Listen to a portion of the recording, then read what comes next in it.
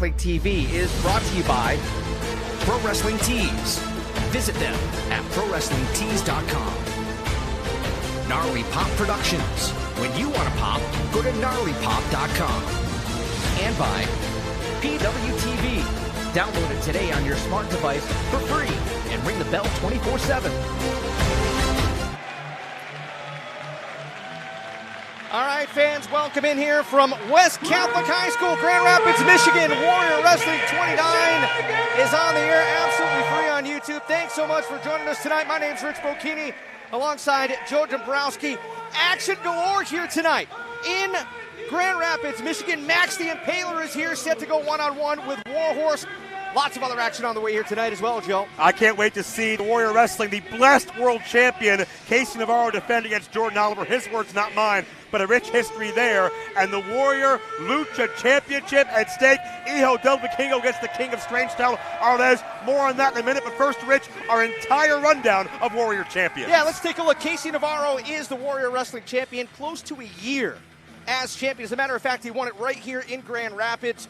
The Warrior Women's Champion, Athena, won the title in South Bend last April. She's not here tonight. We'll talk about the Women's Championship as well. But you mentioned the Lucha Championship. Hijo Del Vikingo won the vacant championship in January. Our main event, Vikingo squares off with Arez. That'll be an audio-only matchup, Joe. Absolutely. Of course, navigating some of our restrictions and some of our deals with some outside entities. We're not able to bring that to you free here on YouTube, but if you stay tuned to Pro Wrestling TV, the extended cut of this Warrior event, you'll be able to see Vikingo and Arez in its entirety. Yeah, and make sure you follow all across social media, Warrior Wrestling. We'll have pictures, we'll have clips, the whole 9 yards, but we are set for action here tonight. And we're kicking things off with Clark Connors making his way to the ring. Big night of action for Clark as he returns here to Warrior Wrestling. Yeah, Clark calls himself the Wild Rhino, and certainly the time he has spent in the New Japan dojo has toughened him up, has hardened him, has made him such a great professional wrestler. But a background beyond that in college football, in jiu-jitsu, in amateur wrestling. This man is very, very dangerous no matter the environment. And we want to invite everybody to follow along on social media. Warrior Wrestling, get involved in the conversation. Let us know what you like about Warrior Wrestling the most, and subscribe to the Warrior Wrestling YouTube channel for exclusive long-form content as well as free matches just like we're getting tonight. Can you believe we're free on YouTube right now? Yeah, it's incredible. First time Warrior Wrestling is absolutely free for fans across the world here on YouTube. Of course, across social media, the hashtag to use is Warrior Wrestling, and you see the socials right there, bottom of your screen. Warrior Wrestling without the E and the I is the easy way to remember it, but just search it, you'll find it. We didn't have it in our budget to buy a vowel. Yeah, that's right. That's true. You mentioned Clark Connors out of the New Japan dojo, a guy who got to start in the Pacific Northwest, caught the eye of Rocky Romero, some of the other scouts, if you will, for New Japan Pro Wrestling. And as you said, starting to make a name for himself in the New Japan system, not only here in the U.S., but overseas as well. Well, we've seen a number of those students here. Of course, Clark Connors, Alex Coughlin, Yuya Uemura, and the constant there is money. I mean, it's can't-miss prospect. These are guys who are broken in the right way. You can't build a big house, Rich, without that solid foundation. And New Japan will make sure you learn it the right way.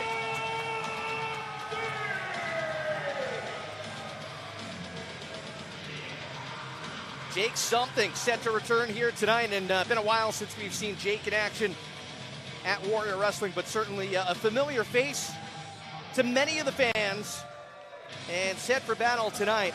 Can you believe it? Warrior Wrestling 29 already. I was just thinking about the very first Warrior Wrestling event back in 2018, and to have come this far, to be touring now across the Midwest. We talked about it. We were in South Bend. We were in Talia Hall in Chicago a month ago. Here tonight in Grand Rapids, and certainly no doubt looking forward, hoping to head back to the St. Louis area, Indianapolis, you name it, all across the Midwest. Warrior Wrestling presenting all-star caliber cards no matter where it is. And here tonight, first time in this venue, West Catholic High School, but Grand Rapids certainly very familiar with Warrior Wrestling and the stars here. Rich, I can remember when Warrior Wrestling first launched and I was watching it from the outside looking in, and I thought to myself, there's no way they can keep topping themselves month after month with the big name talent, the ambiance, the energy of these events. But they have found a way. Warrior Wrestling has not only withstood the tests of time, withstood some very uncertain times, but also continued to grow and prosper. And speaking of growth, I feel like Jake Something has gotten bigger since he came through the curtain, for God's sakes. This man is a mammoth of a human being who based his career here in Michigan, but has branched out all over the Midwest, certainly into Impact Wrestling. We've seen him all over the world, and Jake Something has that presence that commands a room. When he gets into that ring and he calls out, "What's my name?" the only thing the room wants to say is something. Ties up with Connors now, and you know, Connors tries to overpower Jake Something in this matchup, and I think it might be over quickly. Connors is going to have to rely on that uncanny speed. And former football player, cover, and Connors out of 2. Well, I think this is going to test that wild rhino mentality. We know that the intensity and ferocity is there with Connors, but we mentioned some of those New Japan Dojo students Connors came up with. They're all of similar size. How much experience does Connors have with a brick wall named Jake Something? Well, the point I was going to make about being a former football player, this is a kid whose motor, he can go from 0 to 60 in half a second, and when his pounce, his spear, could be deadly. He'll need to. He'll need to put every oomph of effort and strength and perseverance he can into that particular maneuver as Jake Something and Clark tie up once again. Jake Something, the man that has said he is so imposing, he can make a name for himself without even having a full name. And he's lived up to that so far in his career in Warrior and beyond.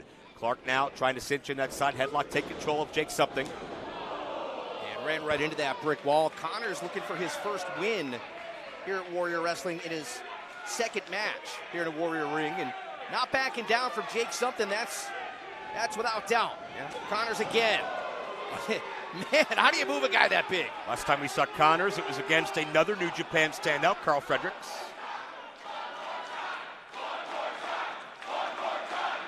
And you can hear these fans coming alive for this gut check.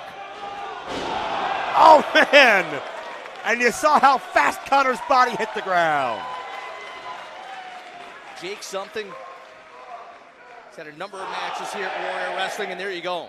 The crowd wanting to chant that one word, something. And Jake Something thrives off of that. Oh, man, Connors, and he whacked his head off the turnbuckle. Yeah, violent impact. Something's competed. That sounds weird to say that, but Jake Something has competed for the Warrior Wrestling title in the past. Back at the Switchblade Series 2021, had a matchup with then champion Trey Miguel. Among his highlights, had a win over Warhorse at the Stadium Series 2021. His battled Sam Adonis, Joey Janela has been in some tag team action here as well. Well, keep in mind, too, Rich, he was a part of that War of Attrition matchup, which saw Casey Navarro capture the Warrior Wrestling Championship here in Grand Rapids just about a year ago in June of 2022. Crank it in that side headlock, and with a guy that big, can you imagine the pressure on Clark Connors' head? You see that Something has his hands clasped together. It's really wrenched in, but Connors struggling, trying to find a way free. I like how Jake was leaning in on Connors, making him carry all that body weight of Jake Something. And Connors is a very strong core, a very strong base. And evidenced by the fact he got to his feet. But Jake Something going to knock him down as many times as he needs to. Oh, that huge body block by Jake Something. When Jake Something runs into you, it feels like you got hit by a car. Over 6'2", more than 260 pounds. And Jake Something starting to unload on Connors. The Wild Rhino in dire straits right here. Those big boots now right into the chest. And what I really like out of both of these athletes in this matchup in general is that hunger that both are moving forward. They're not regulars on the Warrior Wrestling roster, but they both want to advance to a regular roster spot, to more opportunities, to the championship picture. And that starts with a victory. You have to win to stick around here in Warrior Wrestling as Clark once again tries to barrel through Jake Something. Able to duck under that time. Changes directions. Oh! Finally gets Something off his feet. Wow! These fans are surprised, but maybe the most shocked man in the room is Jake Something himself. Connors with the door open just a little bit. Well, Connors doesn't need a lot to capitalize. He's got aggression and intensity in a big way. Referee backed Connors off and not wasting any time, right back on the attack. Clark Connors raining down the left hands on Jake Something, tied up in the turnbuckles. The fans chant along. There's the 10th. And Connors in the driver's seat, Joe. Oh, got him off balance, crossbody. Could Connors pin him? 2 count only. Wow. Rich, is this an upset if Connors wins this matchup in Jake Something's home state? I would think it has to be.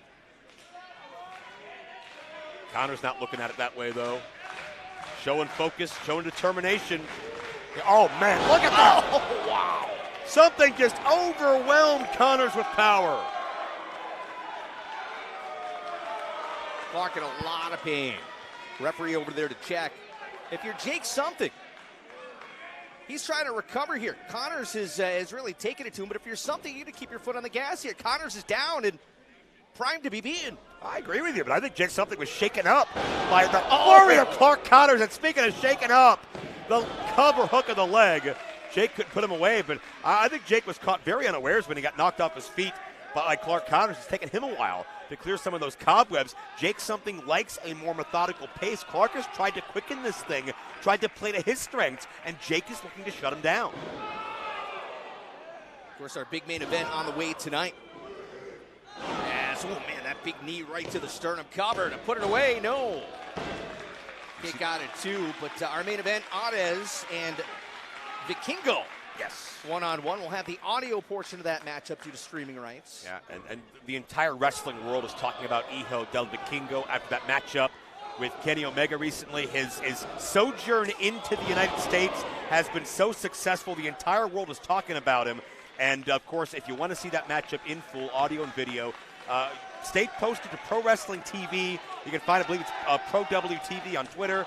We're going to have the extended version of this event with behind-the-scenes footage, bonus interviews, and a whole lot more. And you can see that match in its entirety on Pro Wrestling TV for a low, low price. But right now, we're going to give you the audio. We're going to give you the Warrior Wrestling World-Blessed Pink Championship matchup, as Casey Navarro would make us say, and a whole lot more. But right now, it's Clark and Something jockeying for leverage here, center of the ring.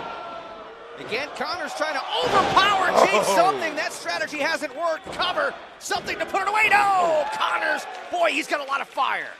It takes a lot of power to just hurl your opponent down without going down with them. Jake Something did that to protect his back and protect his anatomy. And now Something once again leaning forward onto Clark Connors. It's not just the chin lock, but it's all the weight down in the back of the neck that's going to compress the breathing and compromise Clark. You just talked about Casey Navarro, the blessed champion, Warrior Wrestling World Champion. Doesn't it make you sick to say?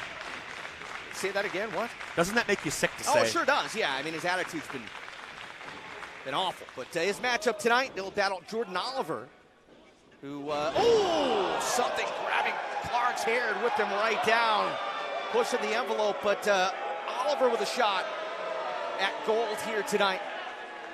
We'll have that match. You'll be able to see that one in its entirety. Absolutely, and there's a very long-standing history there between both those athletes as well. I'm looking forward to seeing if Jordan Oliver can use that work ethic and grit to unseat Casey Navarro from his lofty perch. But right now, Jake Something unseated from the advantage of this matchup. Oh, check out the power slam.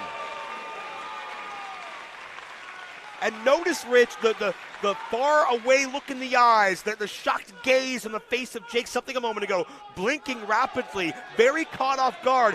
Jake Something's not used to facing someone of this body type that has this much power. Anybody's matchup right here. Connors, boy, he's hung in there despite being overpowered. And well, perhaps if Clark can find that extra gear, that extra something. We talked about it. He's used to fighting through pain. If he can get going, if he can get that motor up to 60, he's got a shot here because Jake is a little wobbly. Well, he's gotten an extra something. He's gotten more than enough of something in this matchup so far from Jake Something, who is able to push off of Clark. And again, notice how Jake tries to shut down that barrage, but Clark keeps coming back. Man, what a gut check this is. Running elbow. And Connors again winded up.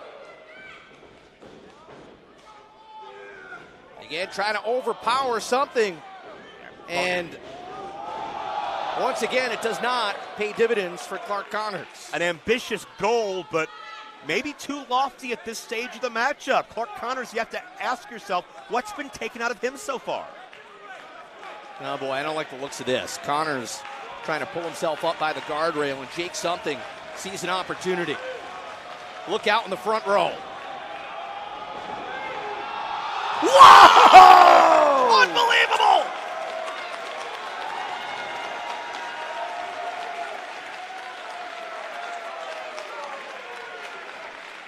He calls himself the modern-day Mike Awesome, and it's clear to see why. Jake Something in charge here in our opening matchup, Warrior Wrestling 29. Just scary agility from a man that size. Yeah, it's really is frightening. And now Connors up. Torture rack position, able to slide free. Something missed with the clothesline, and now Connors! Up and over! That's the advantage of being a smaller athlete. You get up underneath your opponent, you can throw them better. Clark does that, and he measures Jake Something. Something again caught off guard. Shocked look on his face, wind knocked out of him. And the Wild Rhino with victory in his sights.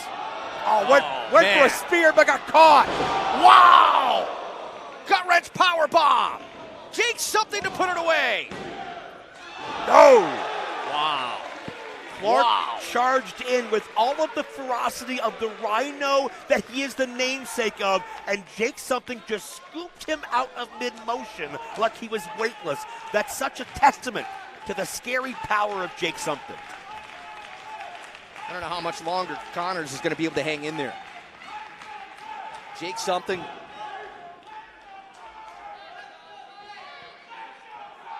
In charge here with Connors.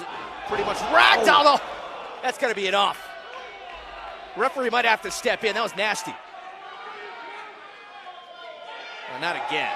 Well, notice Jake keeps the grip on the wrist, doesn't let Clark escape, and hurls him up and knocks him back down. My God. Referee in there to check. Is Connors twitching? Is he trying to get up? He's moving, but can he defend himself? Apparently he can. Connors ducks under. Oh, there's the big spear! Connors with the spear, the Wild Rhino to put it away! No! Oh, man! Connors is not content. He's measuring for a second one. He'll rip through the intercostals of Jake if he has to. Is this enough? Clark on top, but it's not enough. A shoulder up. What an opening matchup here at Warrior Wrestling 29. Clark Connors, Jake Something. But what will it take to finish? Again, Connors going for a power move, and again, does not pay off. No! That may have woken Jake Something back up. Oh, man! Oh, another body block. I'm gonna say that seemed to wake up Connors as well. Yeah. Not for long, though. Until the brick wall that fights back came into play. Went to send Clark into the void. That would have finished it. But Clark counters. Inside cradle. Does he have it? Tight enough all. Couldn't trap that bulk of a human being. Second attempt. On top of him. Oh, Clark got him.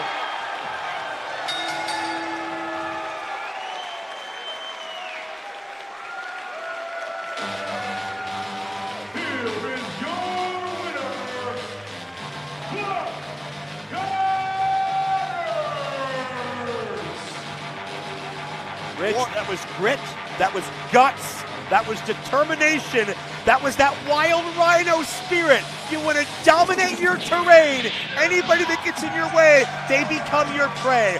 Clark Connors, a major star on the rise, because if you beat Jake Something, you've done something. But if you beat Jake Something in Michigan, you deserve the headlines. Clark Connors now 1-1 here at Warrior Wrestling. Has the crowd behind him. What a way to start things off tonight here in Grand Rapids. Well, fans, up next. Stay put for this one. Max the Impaler is here.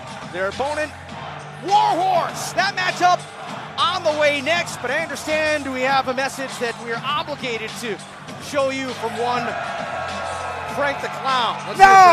Let's hear from him now. No! Frank the Clown. Yes, if you haven't noticed, Frank the Clown is not currently in Grand Rapids, Michigan, and that is just too bad. Frank the Clown hates Grand Rapids, Michigan. Instead, Frank the Clown is about to embark on a luxurious vacation out west to none other than Hollywood. Wonder what's going on there this upcoming week. But Frank the Clown demanded that Grayson Steve and the carnies that won Warrior Wrestling pay for Frank the Clown's travel to and from his vacation. Why? Because Frank the Clown is Mr. Warrior Wrestling, and you're welcome for the house despite Frank the Clown's absence. But they booked me on all these wacky flights, and now Frank the Clown is in Charlotte International Airport. What is going on? But FTC LLC will represent my boy Wonderstorm Grayson, my best friend Max the Impaler, and my truly blessed Warrior Wrestling World Champion Casey Navarro are there to get the job done. Mwah.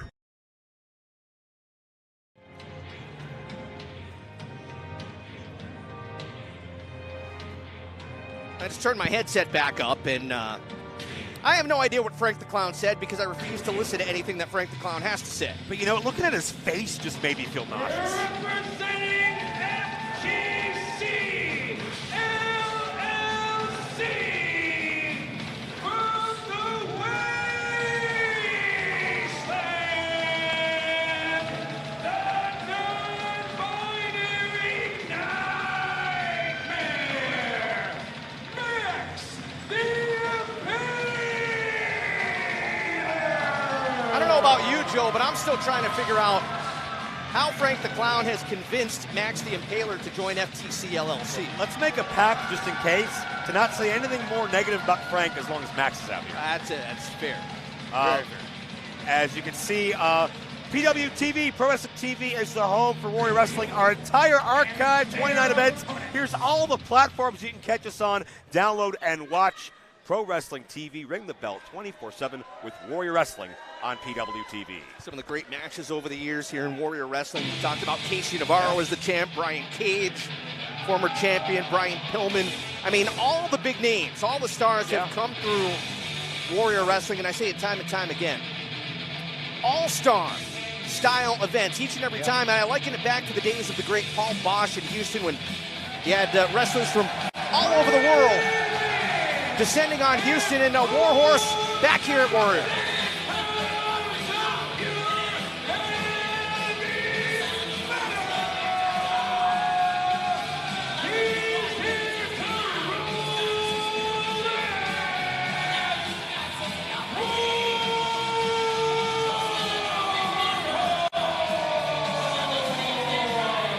Joe, you ready to snap into this match or what?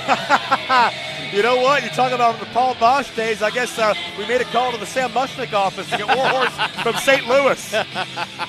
But in all seriousness, Warhorse has had a major issue with all of FTC LLC. Who could forget Warrior 27, Warhorse and Calvin Tankman brawling up and down that building in South Bend. I know you were a little half-hot at Frank the Clown at that point. Well, yeah. He took the seat.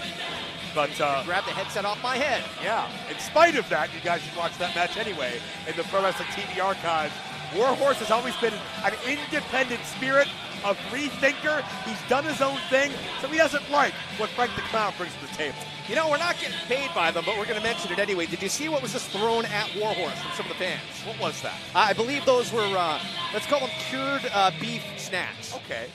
Elongated meat snacks? Yes, Okay. elongate tube-like meat snacks. Which may or may not be healthy, I don't know. I never read the nutrition information, but then again, I don't read it on anything that I eat daily, so that works. Oh, look out, boy. Max is bad for your health, though. Yeah, we know that. Sure. And you talked about, hey, Warhorse just threw the meat snacks at Max as a distraction. And Warhorse unloading, we should mention, Rich, this is originally scheduled to be Max against Queen Aminata in a return bout. But, nice cross body. The Queen is still not medically cleared after the last time she crossed paths with Max. That shows you how dangerous the non-binary nightmare is. Yeah, no doubt about it. Max the Impaler, the scariest competitor on the roster anywhere that I've seen in quite some time. Warhorse going to the outside. Max following, and how many of those things does he have? I don't know. But you talked about that relationship with Max and Frank the Clown. Remember back in South Bend. By the way, have you seen Frank? I've not seen Frank today, thankfully. No. Except on apparently at the airport. But I mean, I traditionally avoid him no matter where I am, but right. I have not run into him, no. Usually you hear his voice from across the room and you just shudder a little bit. A lot of orange and yellow here in the crowd tonight. There is. Where's Warhorse going? I didn't know that guy stole it from Warhorse. I know. Oh, man.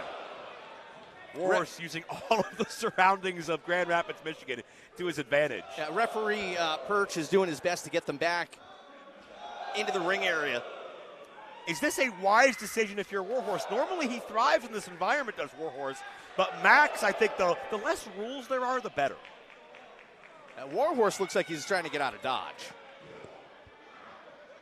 He might need to eat one of those meat snacks to freshen himself up like spinach to Popeye. Who knows? Referee would be well in his rights to count these two out, but what do you think Max the Impaler's response to that would be? If Dan Perch stopped this match right now, that would be the end of Dan Perch. And I like Dan Perch, so I hope that doesn't happen. Perch is a good guy. Most positive person in pro wrestling. That moniker used to be bestowed upon somebody else before they went nuts, but that's a whole other story. And it's Max giving the scenic tour. Every single fan here in Grand Rapids is a front row seat. Look at that. That was a child's jacket that Warhorse used to impede the vision of Max the Impaler. Shout out to that guy in the crowd wearing the helmet shirt. That's an old school. Look at that. That's an old school helmet shirt. Good for him. Great band. And I'm sure Warhorse is a big fan of helmet stuff. And yeah, maybe that's why he's taking this matchup up to his people. Hey, where did you get that at? Did you see them on their first tour? Is that where you got that shirt, sir? Big fan. Tweet us and let us know. Oh, no! Oh, no. Oh, boy. Well, pardon the pun, but Warhorse needs a helmet at this point. Yeah, a different version of the Headbangers Ball. In the meantime, that's a pun there. Max is on the chase. A couple of you guys got that. Joe Dombrowski did not. I'm just transfixed by the violence that we're seeing right now. And I think back to Max and Frank having that allegiance for the first time and how Max was more interested in the necklace that Frank was wearing and ripped it off of Frank and kept it. And it seems like between that necklace and the fact that Frank keeps feeding warm bodies to Max, that seems to be what's motivating them in this situation, and not so much an ideological similarity. What are your thoughts? I'm just still flummoxed by the whole thing. I really am. I don't know why anybody would want to align themselves with Frank. But one thing is for sure, neither of us want to ask Max, neither of us want to ask Frank. Well, that's a great point. Uh-oh. Oh, no, look out. Look out. Oh, Warhorse with a desperation drop kick. That's a nice trying to ingenuity. even the playing field. What? That's an ingenuity. Max is down and stunned for the first time. Hashtag Warrior Wrestling. Get involved in the conversation across social media. We're checking Twitter. Dombrowski's over there checking Instagram as well. Here tonight, first time ever at West Catholic High School, home of the Falcons. Grand Rapids, Michigan. Listen to this place. Well, this crowd is pumped. They know we are live on YouTube across the world, letting the entire wrestling world see how passionate these wrestling fans in Grand Rapids are.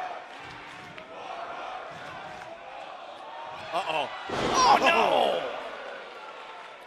We have a tweet that's just come in from Big Mo, who says, quote, "I never knew somebody's face and voice could make a person sick until I see and hear at Frank the Clown on my TV at Warrior Wrestling, hashtag Warrior Wrestling. You and me both, pal. You and me both." And hopefully the less Frank, the better. But, we may not have any Warhorse either as he gets sandwiched in the corner by the warlord of the wasteland. Max just came back, Rich, 2 days ago from their recent tour of Japan, debuting for DDT, and of course Max is also one half of the Tokyo Joshi Pro Wrestling Princess Tag Team Champions. Not what I think of when I think Princess, but Max can have any and every championship they want, and I'm not going to object a bit. And Max and Heidi Howitzer, what a duo they are. Yeah. Max the Impaler wins here over Tootie Lynn. And as you mentioned, Joe, last time tangled with Queen Amadana in a match that ended in a disqualification. I know that the Queen and Max, that's a rivalry that's brewing. Yeah. And last time we saw Warhorse, it was against Calvin Sankman, and that was not the way he wanted that matchup to go, looking for retribution against another member of FTC LLC. Warhorse going up top. Oh, what a drop kick, what elevation. Nice. All impact there from Warhorse, who's got an opportunity. But how much has been taken out of it? I don't know how Warhorse is even fighting back after that tumble down the stairs. Well, he's used to getting, ping-ponged and billiarded around the front row at the whatever metal show he's at. Deep in the mosh pits, right? I don't say mosh pit. Why? Makes you sound like a poser. I'm not posing to be anything other than a guy talking about Warhorse. There's a straight jab. It's just a pit. You don't need to say mosh pit, Joe. Okay, so I'll talk about the headbangers, Thrasher, and since he's not having a name anymore. Oh, fair Can't enough. say mosh. Jeez. But serious business in the ring right now. Max, a swing and a miss. Warhorse, low bridge. Max tumbles down hard to the floor, and Warhorse seeing an opportunity here. Look out.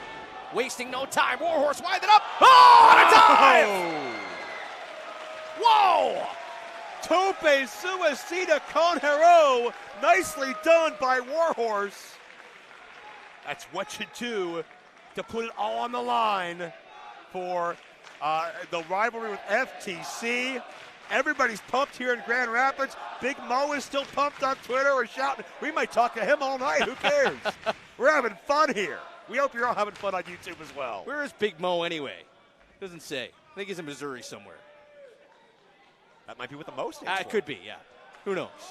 Leonard Brand, our ringside photographer here tonight, longtime photog in professional wrestling. I bought a Lance Russell t-shirt. Oh, no! Oh, man. Not the t-shirt. Max going into the guardrail. I didn't even know they had Lance Russell t-shirts. Yellow, everybody. And that's what Max had to say to the guardrail, unfortunately, because Warhorse not going to charge in. Oh, but nobody there. Warhorse able to slow himself a little bit. Oh, Max dumped into the front row. And oh, God. That scowl on the face of Max. Oh, no. Yeah, I'd run too. Get out of the way. If everybody knows what's good for them, if you can all just wait in the hallway or maybe the parking lot until Max deems it ready to come in. Uh-oh. Oh, no. Oh, boy. Uh-oh. Oh! Warhorse got chucked over top of all of our floor seating. Oh, look at those eyes. And that battle cry, that motivator. Max senses blood, senses victims, senses flesh. And it may be only a matter of time before Warhorse is added to the injured list as procured by Max the Impaler.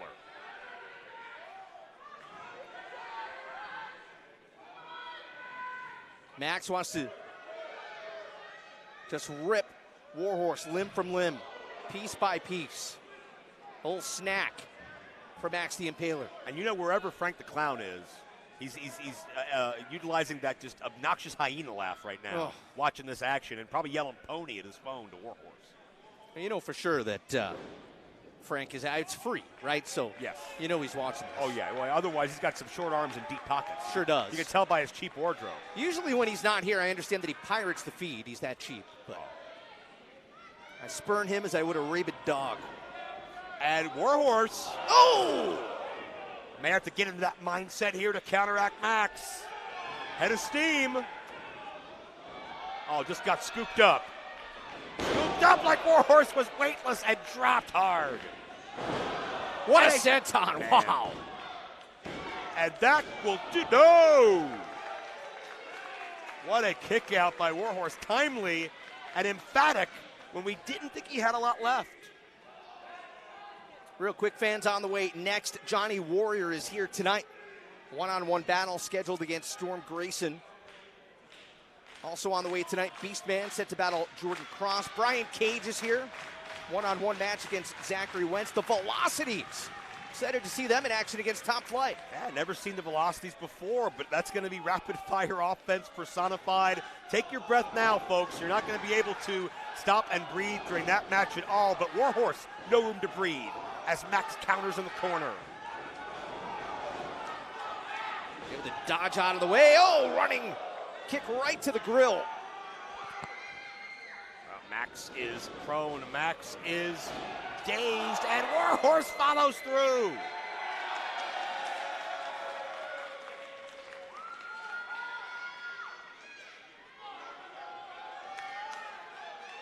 WARHORSE going up top. Max the Impaler unsure where their opponent is. Double stop off the top. WARHORSE for the upset here tonight at Grand Rapids. Could this do it? No, right on the neck and shoulder with that double stomp, but not enough. And WARHORSE looking around, almost as if to ask himself, if that didn't work, what will?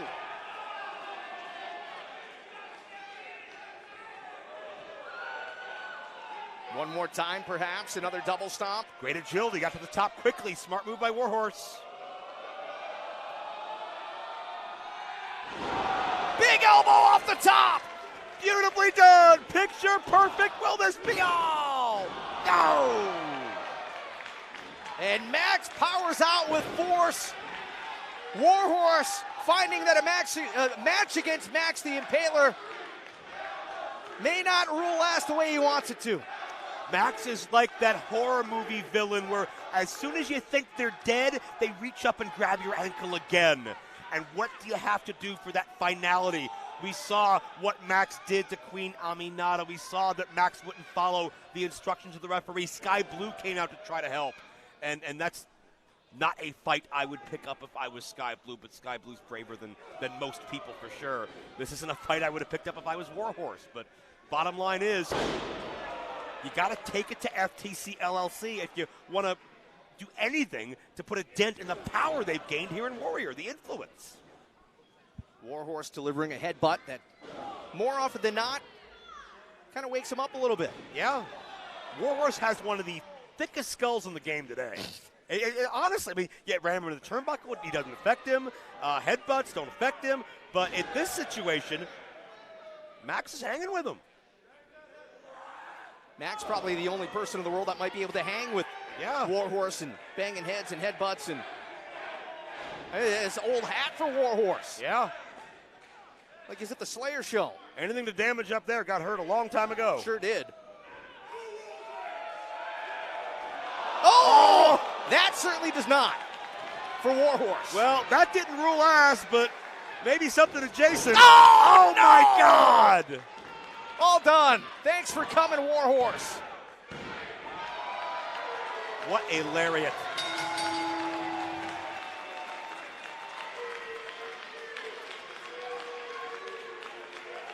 Your winner of the match, Max the Impaler. You know, we are impartial observers here. We try to be anyway, but you just know that Frank the Clown is watching this with a gigantic smile on his face. You talked about that hyena-like laugh. Don't make me picture it, please. But, man, Max just laying waste to WARHORSE from way down deep in the wasteland. That decapitating lariat sends a physical, violent message, and taking one of the meat snacks as well. A violent message sent to one of the chief rivals of FTC LLC. And regardless of why Max is in the fold, we know Max is very dangerous and doing Frank's bidding. Well, more action on the way here tonight. Don't go anywhere. On the way next, Johnny Warrior's here. A one-on-one matchup with another FTC LLC employee, protege, what have you. Storm Grayson. One-on-one action on the way next from Warrior Wrestling 29. Don't go anywhere.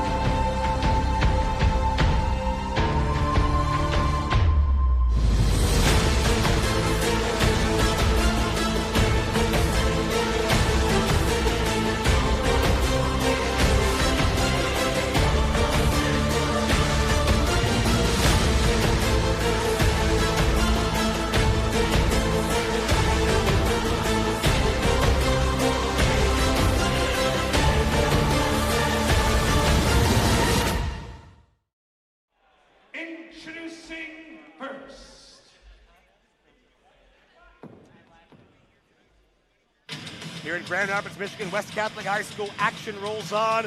Can't thank enough the people of Grand Rapids for being so welcoming and inviting each and every time Warrior Wrestling comes to town. And we know, Rich, big things happen here in Grand Rapids.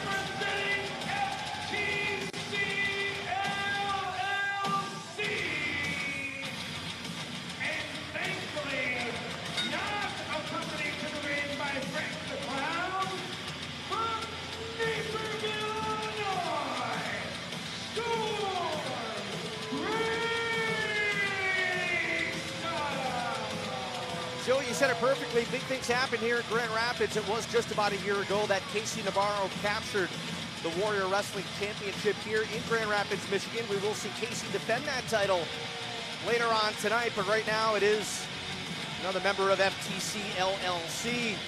See him wearing the shirt that says Mr. Warrior Wrestling. Storm Grayson, real quick, tonight we are free on YouTube for all of our fans, but there's always stuff you can check out at Warrior Wrestling's YouTube channel. Yeah, make sure to hit that subscribe button while you're here so you can get all the updates on exclusive content, bonus matches, behind-the-scenes looks, and so much more to get the true immersive Warrior Wrestling experience. And his opponents.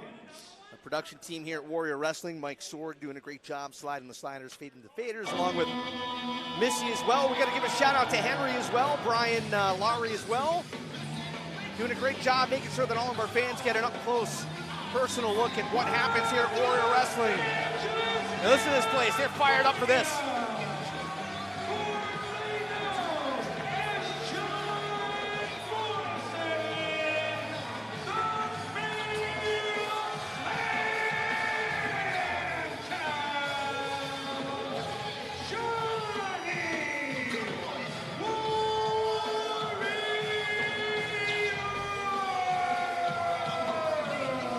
Some of you new fans perhaps maybe looking at this guy and saying, he looks familiar.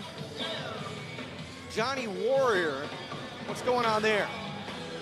Yeah, the name change may throw you off, but regardless of whether you know him as Johnny Warrior or Johnny Mundo or John Hennigan or John Morrison or any of the other idioms he's used in his career, bottom line is when Johnny comes to town, he immerses himself into whatever promotion he's working for. He puts all of himself into it, and it becomes his identity. It becomes his moniker. It becomes his sense of being. Can that lead to Johnny getting a successful victory here tonight? We saw him a month ago testing himself with Sam Adonis. It wasn't his night.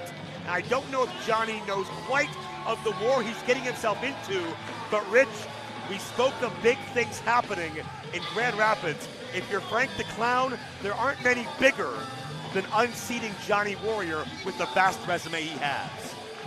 Yeah, I mean, the guy is, he's been everywhere and he's done basically everything. All over the globe, Hennigan, Morrison, Warrior, whatever you want to call him, he's been there and he's done that. And, you know, perhaps maybe a little bit of luck on his side as well tonight. Storm Grayson, certainly a formidable challenger. But with no Frank the Clown running around here tonight, that has to maybe tilt the favors in Johnny's direction a little bit, I think anyway. I think so, and I think Storm Grayson is one of those athletes that maybe has been sold a bill of goods. He's been sold the magic beans that he needs Frank the Clown, but I'm looking forward to seeing how this will test what Storm Grayson can do without the bells and whistles, without Frank the Clown and FTC LLC, because we're not going to see, I would suggest, we're not going to see Casey Navarro here with the big matches preparing for later tonight. Haven't seen Frank. Trevor Outlaw is usually halfway up Frank the Clown's rear end, so who knows if he's here or not. If I remember right, Trevor Outlaw last year here in Grand Rapids got a face full of cake, so I don't think he wants to. He was embarrassed so much last time. I don't think he wants to come back in front of these fans. You know what? That is, I didn't know there were residual benefits from that cake that would last a whole year, but Yeah. I'm happy to hear that. Yeah. But what does it mean if Storm Grayson, because in my estimation, Storm's been manipulated and convinced by Frank that, hey, kid, come with me, you'll go to the top. I'll give you your missing piece to the puzzle. I'll help you get those main events. But I think Storm at 27, at about, 230 pounds or so, very well put together. Storm's got all the tools to do it on his own, and maybe tonight we'll start to put that equation together if Storm is ready to hang with a bona fide wrestling legend or not. As for your point there, your association, or Storm's association with with Frank the Clown. Listen, I wouldn't trust Frank to sit the right way on a toilet seat. Never mind, put me in position for title matches, for bigger matches here tonight. I think that matchmakers here at Warrior Wrestling, they see the potential of Storm Grayson. Perhaps putting him in a matchup against Johnny Warrior is maybe almost kind of like slipping him a note. Listen, you've got talent. You don't need to be running around with, I mean, quite literally, with this clown. Well, I'll tell you, I'm glad in your metaphor you put Frank the Clown on a toilet seat, because most of what comes out of his mouth belongs inside, okay? Sure does. So that is all you need to know about Frank the Clown if you're watching Warrior Wrestling for the first time. We don't like him either, if you can't get the hint. If I may use a guarding simile here, and I believe I may, Frank the Clown, I think his whole family, Frank in particular, I think you can liken him to a compost heap. Frank, by far the biggest weed grown out of him. He's the kind of man that people emigrate to avoid.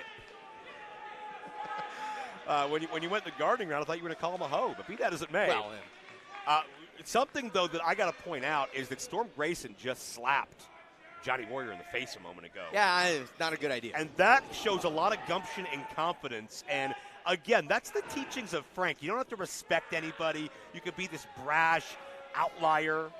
To your point, though, I think under the veneer, under the sheen, under the facade that is up around Storm Grayson right now, I think he does respect Johnny Warrior. I think he should, and I think he does, but he's been warped and manipulated so much that that's not the way he thinks anymore. He thinks about how to benefit Frank, how to benefit the group, how to benefit Casey Navarro, as Johnny went in for the knee strike, but Storm has studied his footage. He's out of the way. And Johnny taking his time, measuring Grayson, and, well, gonna wind up. Slammed on the brakes, and Grayson's on the run. Well, I can't say that's a dumb move. Get out of Dodge as much as you can as Johnny slams on the brakes as the self-described mayor of Slam Town, and that's where he's going to look to take Storm Grayson tonight. It's been a wild night already, hasn't it? Yeah, it really has. Been a lot of, oh, hold on, wait a minute. Get, Johnny, I don't know if he still has the mobility to get the foot up. yeah, that's the thing, yeah. I don't know. Not after all the back surgery. Well, that's true. After, yeah, I mean, you know, we improvised. after, blowing out all his back muscles, slamming Andre, I mean, who knows, right? Rich, Johnny just utilized half of that guy's moveset. Can't deny the charisma, though, Joe. Oh, infectious. But Johnny's got that charisma as well. He can command his presence any room he walks into. How long is that list of tales that guy has of things that may or may not have happened? Well, yeah, but you know what? There's no denying what's happening here tonight. Live and free on YouTube across the world as Johnny buries the knee into the side of the head of Grayson. Far away look at his eye. There's one guy trying to fan Storm off. I think Frank bought him off. Oh, Johnny hits the guardrail. The thing is, Storm can fight. Storm can go. He's a big guy. Yeah, I mean, I mentioned he's still in his 20s. I mean, he's got a lot of drive, a lot of guts. He's come back from a couple of very serious injuries in his career, I know of, to compete at this high of a level. I think Storm, regardless of his affiliations, is a future top champion in any promotion he chooses to go to, including this one. Well, Grayson's held smaller regional championships. A name especially in the Chicago scene, but yeah. Let's not forget Warrior Wrestling at its heart. It's based in Chicago. And hold on here, Morrison, Hennigan, Johnny firing up. Check out the parkour background of Johnny that got caught in midair. And Grayson now. You can call him by any name, but bottom line is Johnny wants to be called Victor by the end of the night. Just a quick look at the ring boards right there. That could be dangerous. Yeah. The ring board's sticking out. And, well, that's it. That might be exactly what Grayson's thinking. He used the ring as a weapon because why not? And fans, when we talk about, I know it's cliche, oh, it's the hardest part of the ring, but there's a reason we say that, because there's steel beams, there's wood boards that meet under there, and those don't give, those don't move, those don't bounce. Your body absorbs all of that impact. That's a great demonstration of why. There's ring board sticking out. You catch an edge there. Grayson to put it away, and Morrison Should we just call him Johnny to make it easy? I've been trying to. Yeah, it's. I mean, I've worked with Johnny in 3 or 4 different places in the past month, so I'm just trying to streamline it for my own brain. Right. Storm choking away. But, I mean, you speak of those ring boards, though. I mean, honestly, Rich, I mean, you just try to reach up and get into the ring and scrape your leg, and that could change the match. Sure could, yeah. It's so dangerous. But that goes to show anybody that thinks the wrestling ring is a trampoline or it's a fun house, nothing doing. Hashtag Warrior Wrestling. Keeping an eye on Twitter tonight. Our third man in the booth, Mo. I'm a big Mo mark. Here's a drop kick by Storm Grayson. And Storm looking for those style points, looking for that adulation to count only. Talked about our big title match on the way tonight. Casey Navarro defending the Blessed title. You'll see Casey later on with the pink title belt that was specially commissioned by Casey and FTC LLC. Is it in writing that we have to say that? What? The Blessed World title. Well, no. I mean, I'm just, you know. I don't want any trouble. You know how they get. Yeah, they get persnickety. Frank coming over here and interrupting. Yeah, Casey picking fights with people. I've been threatened by that clown more than I kid or remember. Grayson unloading right hands into Johnny's forehead. And credit to Storm Grayson. Rich, before this match started, did you think that was a visual you might see? No. Really didn't. Grayson's coming out in a big way here, looking to show out. And, yeah, if he wins, Storm Grayson being this is going to be an upset. Even though Frank the Clown may have other ideas, but this will put Storm on the map and make him a player here in Warrior Wrestling. Not that he's not already, but, I mean, you're thinking titles, you're thinking main events, you're thinking top-tier talent. Get the sense that Storm Grayson's maybe a little more on his game without Frank running around outside the ring, a little more focused. Yeah, I think Frank is that poison in the well that is Storm Grayson, where just everything goes sour and everything leaves a bad taste. But there's a reason Frank recruited Storm Grayson. It's not because these people need Frank. It's because Frank thinks he needs these people to survive and thrive like the cockroach he is. Grayson down into the cover, leg hooked, and Johnny gets the shoulder up at 2. You know what's great? What's that? Frank's watching right now because it's free, and he can't respond to anything we're saying. I made sure that Frank doesn't have my number. That's perfect. Yeah. Well, don't check your DMs for a while, just in case. So happy to be here tonight on YouTube from Grand Rapids, Michigan. Warrior Wrestling for the first time, free for everyone on YouTube. Yes. Yeah, if you've heard the hype about Warrior Wrestling and this is your first taste of it, we hope you'll sample more. There's a huge archive available for free on Pro Wrestling TV. We showed you earlier, we'll show you again later on, all the different platforms and ways you can download Pro Wrestling TV, the app, and so much great content down there, and great content here as Johnny and Storm spill to the outside, and you see there's not much protection there. Talked about Twitter, hashtag Warrior Wrestling.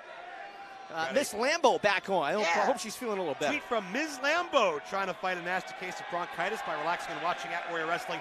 Something that's awesome. My principal is one of the owners of a wrestling company. So there we go. Someone who knows Principal Steve, as Frank the Clown says, on a couple of different fronts. Yeah, Steve T, one of the primary forces here behind Speaking of Warrior Wrestling. And oh boy, the glasses, the boa. Yeah. He's feel that electricity. He's running wild. Grayson's not feeling it. Uh-oh. I almost feel like Grayson should be in the weasel suit. I'm getting some deja vu right now. How about you? I sure am. You just punched his glasses off. It's like my childhood has been reignited.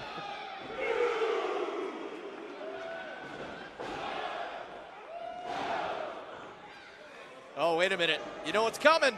Johnny Warrior, the big boot. And wait a minute, here it is. Johnny! Oh, with the labored leg drop! Cover! Oh, man! It's going to take more than that to win a match here in Warrior Wrestling. And the ideology of Johnny Warrior must pose is on hold. Oh, wait a second. Grayson. Oh, hold on! Johnny was, looking to end this thing with Starship Pain. Grayson counters it. Elevates Johnny, Falcon Arrow. Grayson for the upset. Storm could do this. He could do this here. Near fall.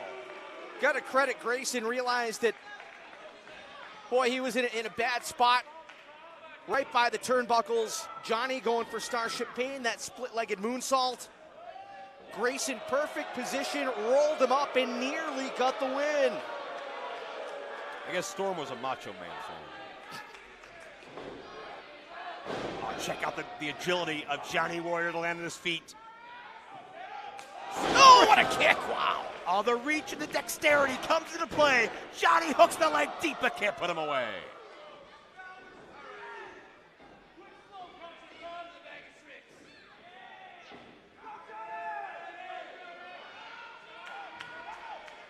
What's it going to take to... Looking for the Moonlight Drive. There it was. Grayson, fireman's carry. Johnny with the elbows trying to find a way free. And the Moonlight Drive connects this time. Second time's the charm, but is it enough? Johnny going Arez. This could be literally anything. That's a deep, deep playbook when it comes to aerial assault. Grayson using the official. Oh, come on! No! Grayson knew what he was doing. Right between the legs. That's right out of the FTC playbook. Here's the Blue Thunder Bomb. Not like this. And Johnny kicks out. Grayson went cheap, grabbed the referee's belt, shoved him into Johnny, and then delivered the low blow. Not enough. And Grayson getting in the face of the official. When all your plans get derailed, what do you do next? And that's the predicament that Grayson finds himself in. Storm Grayson is incensed. You knew it wouldn't be easy. This could be the biggest win of Storm's career, but it's a giant if still. Johnny hanging onto the top turnbuckle. If Grayson can hit that suplex, it could be curtains, but uh-oh, look out. You know what might be coming here, Joe? Could be the end of the world for Storm as Johnny will split leg into a modified version of Starship Pain, and he beat him.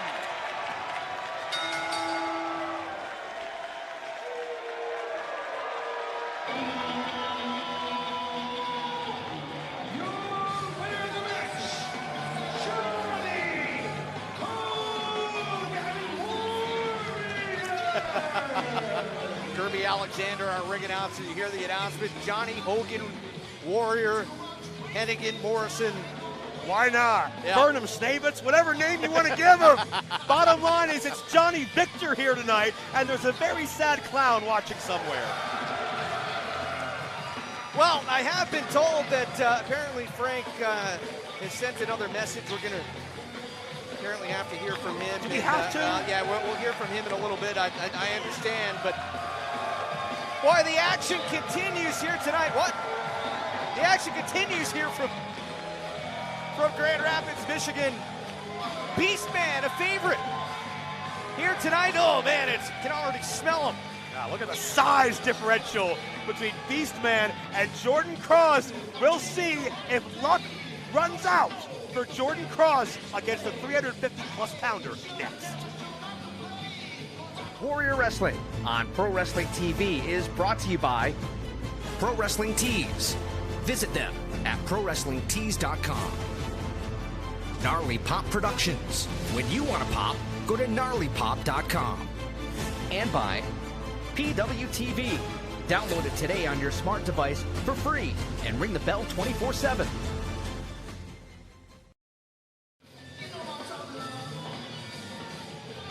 The action continues here tonight. Warrior Wrestling 29 from Grand Rapids, Michigan. I'm Rich Bocchini. Joe Dombrowski, our broadcast partner, making his way to the ring right now. And I understand Joe is going to get a word in just a moment with Jordan Kross. Grand Rapids, Michigan. Are you loving your Warrior Wrestling? Please welcome my guest at this time, one of the brightest, shining young warriors on our roster. This is Jordan Kross.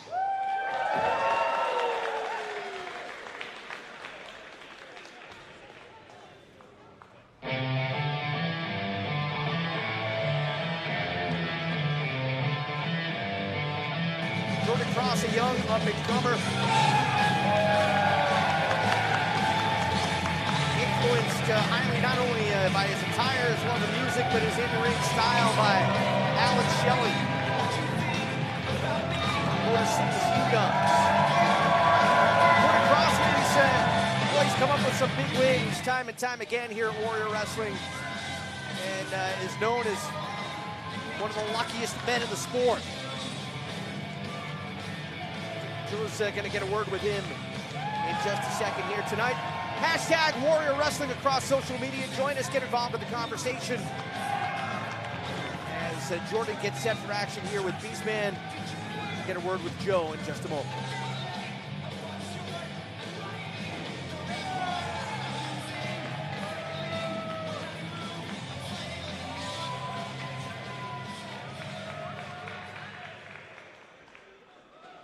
Jordan, welcome in. I can feel the love from these fans. What do you have to say to your adoring fans here in Michigan? I'm excited to be in Michigan, that's what I have to say. Jordan, I want all the fans at YouTube at home to watch you as well, because there's been a lot of talk about you and a lot of talk about your big upset wins. You've defeated EC3. You're 3-0 here in Warrior Wrestling. But you know there's critics in this business. You know there's detractors. And some of them are saying Jordan Kross, he's a flash in the pan. He's a fluke. And he doesn't have what it takes to stay here. Jordan Kross, what's your response to those that say you're a fluke? The people that say I'm a fluke have not been in this ring, and they have not done what I have done. They have not beat Carlos Romo. They have not beat EC3. They have not beat Sam Beal. So anyone that has a problem with it can come find me, because I am at Warrior for a reason, and it is to do what I do best, and that is win and prove I have what it takes to be the next big thing in Warrior Wrestling. Well, Jordan, they call you the luckiest man in pro wrestling, and that has helped guide you for a lot of the way. But will your luck run out tonight? Because there's a 350-plus pound Neanderthal named Beastman waiting to feast on a new victim. I hope Beastman knows that luck outwits Husk any day of the week. Well, Dombrowski's gotten out of dodge. I don't blame him.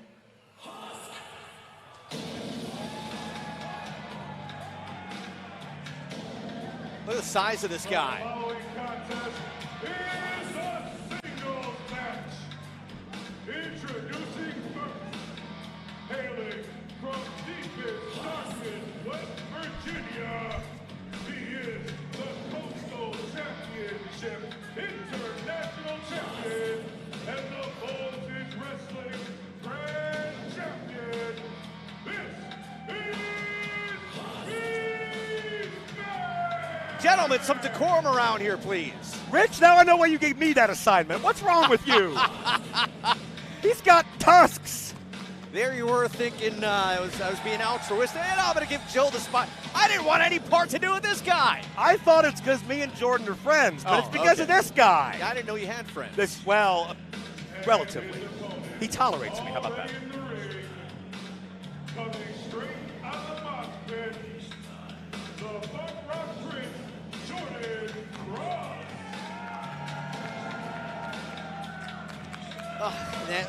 You smell that? Yeah, it smells like mold and just rotting carcass.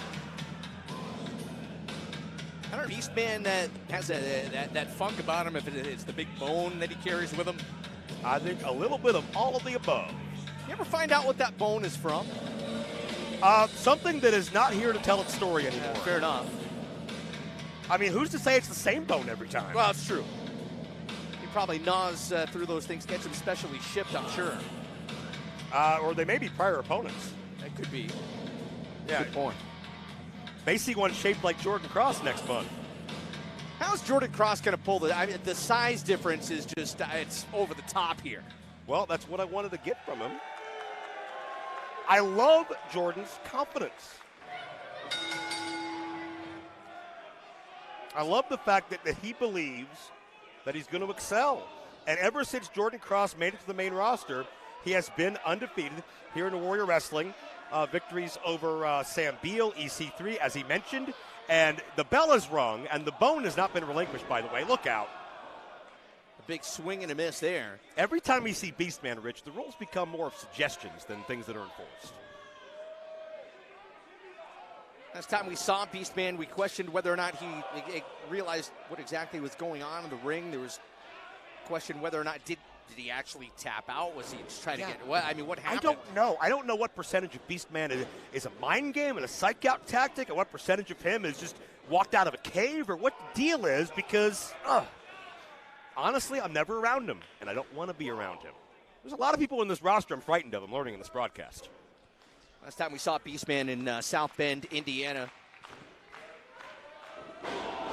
Matchup against Brian Pillman Jr. And last time at Tally Hall in Chicago, a match against Trevor Outlaw. Yeah. And right here, just going to be looking to mop the floor with Jordan Kross. Yeah. I mentioned this when he made his way out. Big influence of his, Alex Shelley, part of the Motor City Machine Guns. Not only the music, not only his in-ring style, but Jordan is actually training in physical therapy, much like Alex Shelley. It's kind of uncanny. Jordan can nurse himself back to health after this match. Well, he may have to. But Alex Shelley is one of the greatest influences and mentors that I think you can find in pro wrestling. I've seen Alex handpick prospects and proteges along the way. A couple of names that come to mind: Johnny Gargano, Lee Moriarty. They were taken under the wing of Alex Shelley at a very young age, and you can see how they've thrived in this sport. Jordan Kross, 21 years of age, second generation, punk rock lifestyle, do it himself, live life his own way. He's got so much of that rebel spirit I saw when I first saw Alex Shelley break into the sport back in the day. And I think if Jordan Kross stays under that learning tree, the sky's the limit. But to stay under the learning tree, you got to stay out of traction. And that's what he's got to do here with Beastman. Beastman stalking Kross on the outside. And that's the side of the ring again. You see those ring boards sticking out. That could be very dangerous for the youngster, Jordan Kross. Beastman might start gnawing on him. Yeah, well, he could. Maybe thinks it's a mid-match. Uh-oh, what is he doing here? Uh-oh. What is this? Oh, no. Oh, boy. That is sick. A camel clutch using the guardrail. I think Beastman's trying to just twist the head off of Jordan Kross's body and carry it home with him. A trophy, a snack for later.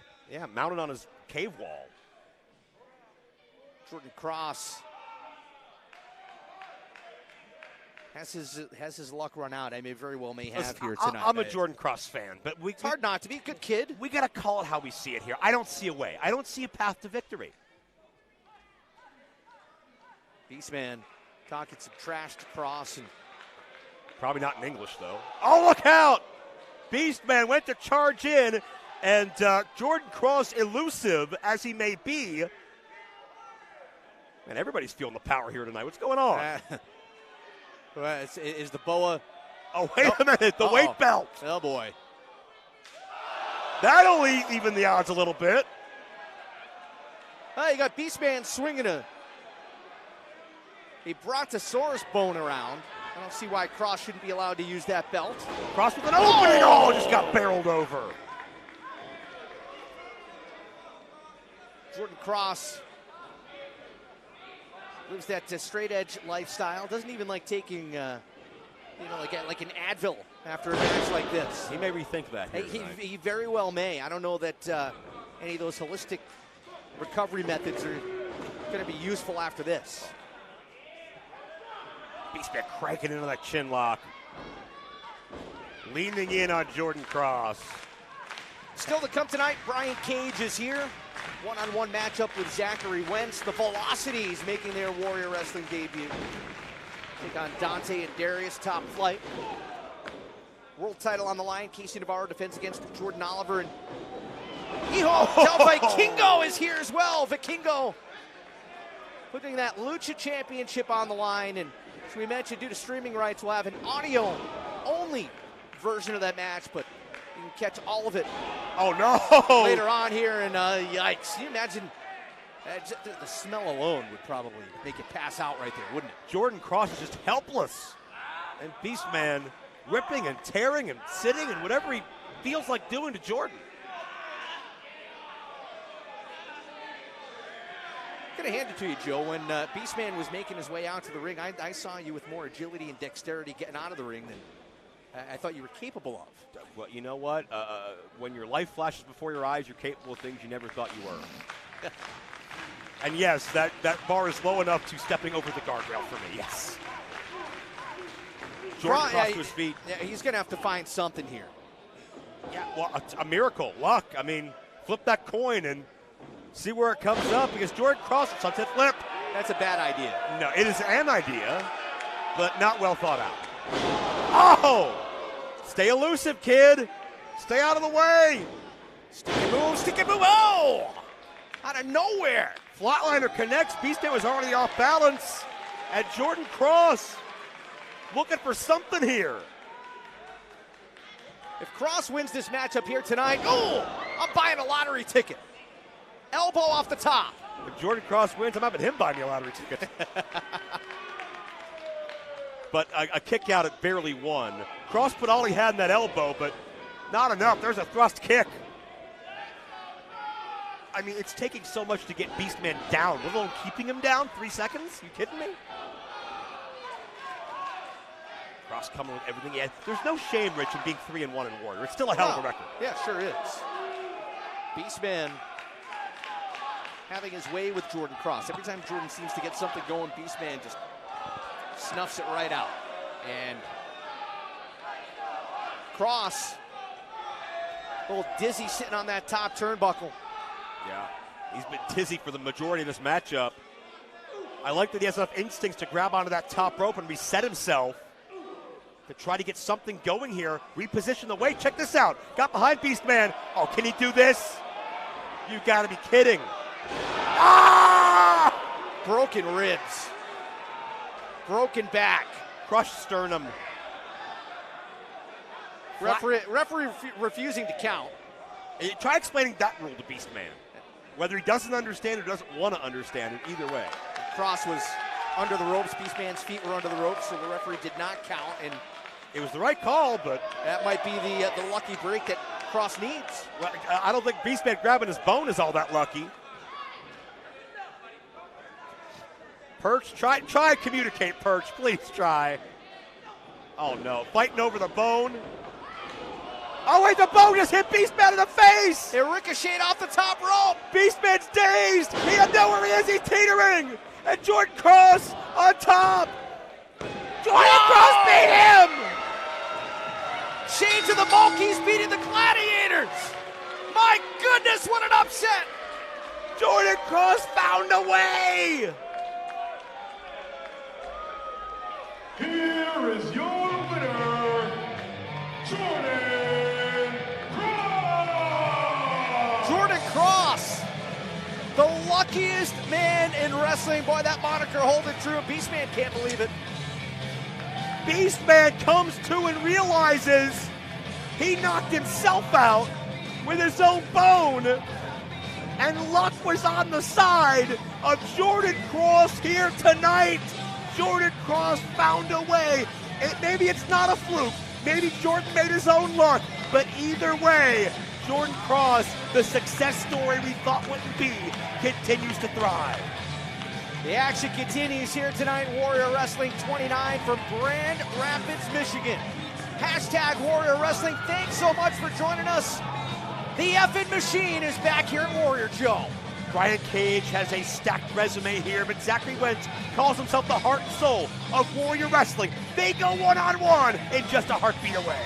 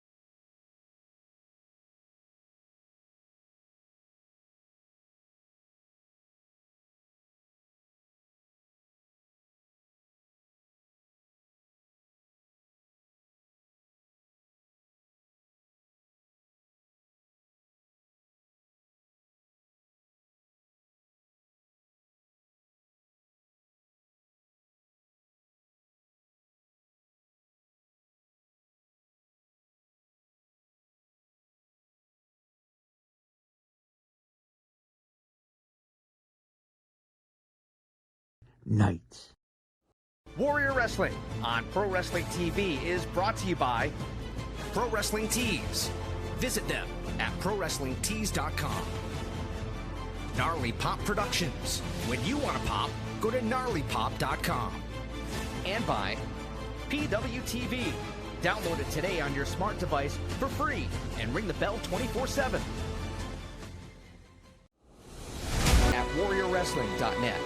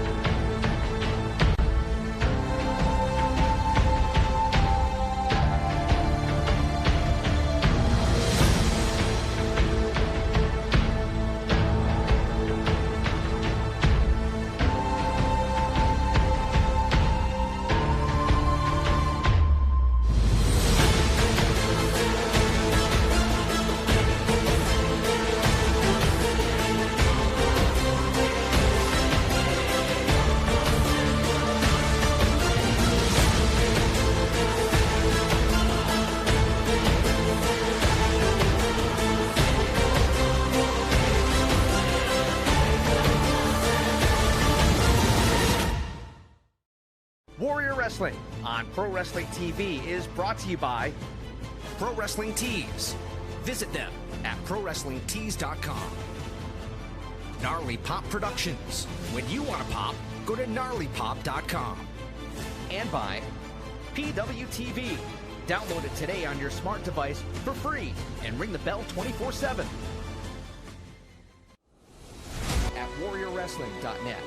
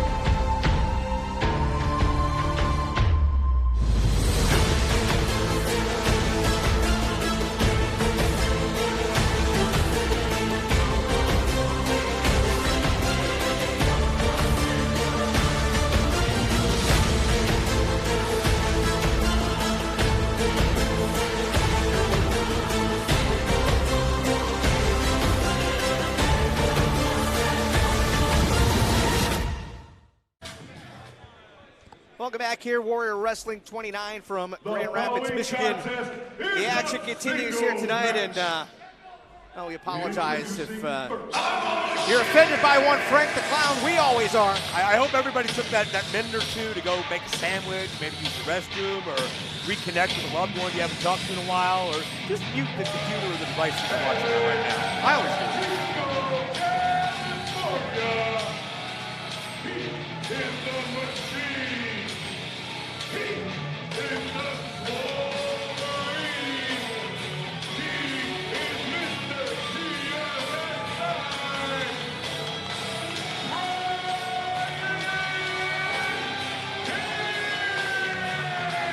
First ever Warrior Wrestling champion Brian Cage held the belt prestigiously for 531 days. Had to vacate the title due to an injury.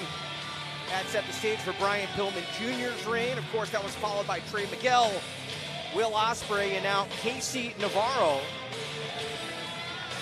who at one point, he and Brian Cage, they were the best of friends, weren't they? Hey, it was Papa Cage and it was Little Cage, right? They had almost a big brother, little brother type of friendship. They were almost inseparable, but as soon as Casey Navarro activated that top contenders medallion and won that championship, it seemed like that relationship was going to stay intact, but when Frank the Clown got involved, things went sour as they usually do. I know every time I see Frank, my stomach gets a little sour. Sour Belgians.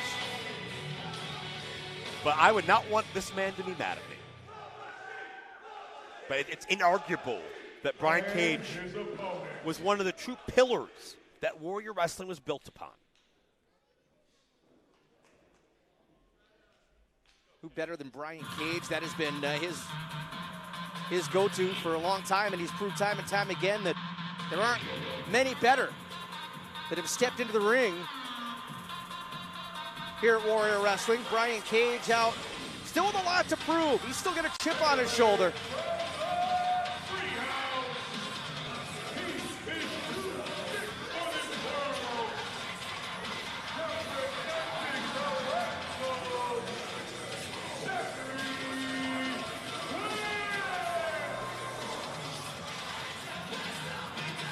Well, Zachary Wentz is someone who has called himself the heart and soul of Warrior Wrestling. We saw him from practically day one as part of the Rascals, once upon a time, into his recent resurgence starting last summer. What about that great matchup at South Bend with Konosuke Takeshita? What about that big win over Speedball Mike Bailey at the event before that? But Zachary Wentz has been here ever since Warrior Wrestling 4, and I believe when Zachary debuted, Brian Cage was on the other side of that ring. Mention the hashtag Warrior Wrestling across social media. I want to say what's up to, again, the third man in our booth tonight is Mo, watching along tonight. Does Mo get part of our pay? I don't know. Okay. Raven D watching along tonight. Good friend Jim Gilmer watching as well. And Windy City Slam with perhaps the one of the greatest tweets that I think I've ever seen here. And if you didn't just see the last match, this will tell you what happened, but just go with me here. Windy City Slam saying Beastman Husk hit himself in the head with his gigantic bone. Falls down and the Jordan Kross gets the win too. And that is at the Jordan Kross on Twitter. Gets the pin to move to 4-0 in Warrior Wrestling matches. That is...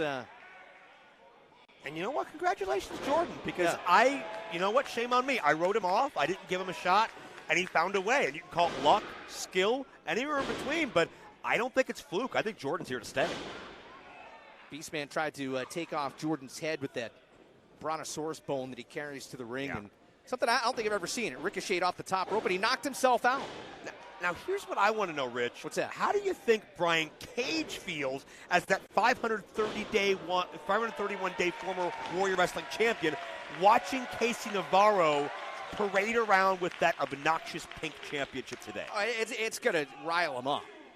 I know how much that Warrior Wrestling belt, the original belt, and symbolically and physically as well, it meant a lot to him. He carried that belt all around the globe.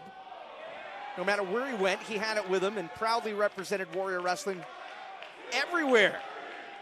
So to see Casey Navarro running around with that pink belt, disparaging the lineage of the title. Doing curls with a 200-pound man, Zachary Wentz, hurled overhead. Keep in mind, Brian Cage challenged Casey Navarro at Talia Hall a month ago in Chicago, and what a bargain basement victory that was for Casey Navarro. All the FTC LLC goons getting involved, Cage getting counted out. Yeah, but Casey paid the price after, didn't he? Well, certainly did, but not the way Brian Cage wanted him to, because Brian Cage wanted to take that championship. Well, if you go back and on YouTube and on Warrior social media, Casey Navarro literally got dumped. Oh, hold on. Oh! Nice tope suicida by Wentz. Trying to quicken the pace, use his body weight as a weapon. We'll finish that thought in just a second. Here's Wentz winding up again. Oh, no. Scary strength. Oh! Oh! And Rich, that's a part of the ring those boards were sticking out of. Imagine the damage that Zachary Wentz might have just suffered. And Brian Cage climbing up, posing for the fans. I was half worried for a second there. I thought he was going to fly off the top. And you read the lips, Rich, to your point, saying who better than Cage? Yeah. Again, Wentz sent head first into the side of the ring. But at Talia Hall a month ago in Chicago, it's an old concert venue. And they have those, the opera boxes on the side. Brian Cage dumped Casey Navarro, power-bombed him off one of those opera boxes right through a table. One of the most devastating things that I've ever seen. Yeah. Do you think there will be lasting effects of that later tonight? It very well could be. And I'd be surprised if Casey's Well, you're never 100% getting in the ring when you have the schedule that Yeah. some of these guys do, but, you know, to be beat up by Brian Cage and then to be power bombed through a table, how's Casey going to fare tonight? Is it going to affect him? It's just so awful that Casey doesn't give any credit to the friendship, to the mentorship, to the gym advice. Everything Cage has passed on to Casey, and Frank the Clown calling Cage, quote, a deadbeat dad in relation to Casey. That's just a disgusting way to frame it. Cage gave everything to give Casey a chance to grow and prosper, and Casey's now taken it and left Cage in the dust. Cage on the chase right now as Wentz went to the outside. Look out! Wentz has to escape that power, that clutch of Cage. Again, we've seen this tonight. I mean, the match that we saw a little while ago with Beastman and Jordan Kross. Oh! Smaller guy, bigger guy. Cage, though, much different than Beastman. He's probably as quick as Zachary Wentz, which is... He's very deceptively agile if you've never seen Brian Cage before, who now rolls into the cover and finds barely two on Zachary Wentz. But it all comes down to the strategy you come in the ring with. Because, hey, if Zachary Wentz wanted to stand toe-to-toe and trade fists with Cage, he's not winning this matchup. But if it's a more wide-open, whatever you want to say, X Division style, NXT style, whatever you want to word it as, I think Zachary Wentz is quicker than Brian Cage. But Cage is more explosive with that quick offense. Something's got to give. That's why styles make fights. Wentz able to find an escape. Oh, and it quickly be booted flat down to the canvas. Big boot right to the chin. My goodness. Cage methodical in his approach here tonight. Yeah, well, you got to think this is not a number one contenders match, but you got to think the winner here gets right in line, right in that conversation to whomever's victorious tonight with Casey Navarro and Jordan Oliver. You know, Cage would love a path back to the title.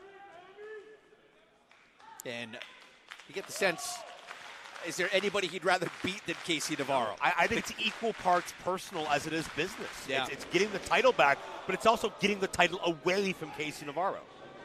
And Frank the Clown, for that matter. Yes. Zach trying to pepper Cage with body shots. Cage missed with a clothesline. Yeah, keep moving those round kicks to the quadricep muscles. You knot that up, you're going to take away that base. Whoa! Zach up with the knee. Too sick for this world, bro. Zach says he's the heart and soul of Warrior Wrestling. No one will take that from him. And it's what he gives of himself in that ring that really demonstrates that. Zachary Wentz leaves it in the ring, mind, body, and soul, every time he comes to Warrior. Brian Cage a little off balance. Forearm connects. Wentz trying to pick up the intensity. Sunset flip. Cage teetering. Oh, how quick is Wentz? Whoa! Wow! We've talked before, the key to a good, impressive throw, get underneath your opponents and Zach up with that knee again. Heads up. The look on Wentz's face says it all. Ori Haramoon connects. Wentz has to keep up the intensity, the urgency. Get Cage back in the ring. That's easier said than done. Yeah, I mean, that thick frame, 270 pounds more of Brian Cage, tough to navigate anywhere it doesn't want to go. Running uppercut. Cage slams on the brakes. Oh, wow. Zach got up underneath Cage. And a straight deadlift German. 2-0. How much did that take out of Wentz? That's a great question. German suplex, deadlift style. Testing that core strength and that quad strength of Wentz. It's been so cool, Rich, to watch the maturation of the Rascals over the years. Of course, Desmond Xavier, Trey Miguel. In recent times, Myron Reed as well. These guys have gone from just a bunch of party kids who didn't have a care in the world to be treated very seriously as top-tier athletes the world over. Cage out of the way, went for that discus lariat. Wentz counters, rapid-fire strikes. Ooh! Wentz again now, double stomp. Ooh. And the Swolverine down flat on his back. As Wentz going to the top. Victory to sights. High Single senton. Wentz down into the cover. Zachary Wentz gets a near fall off the Baywood bomb. It wasn't enough to put away the machine, but Wentz is pulling out the heavy hitters here at this point in the matchup.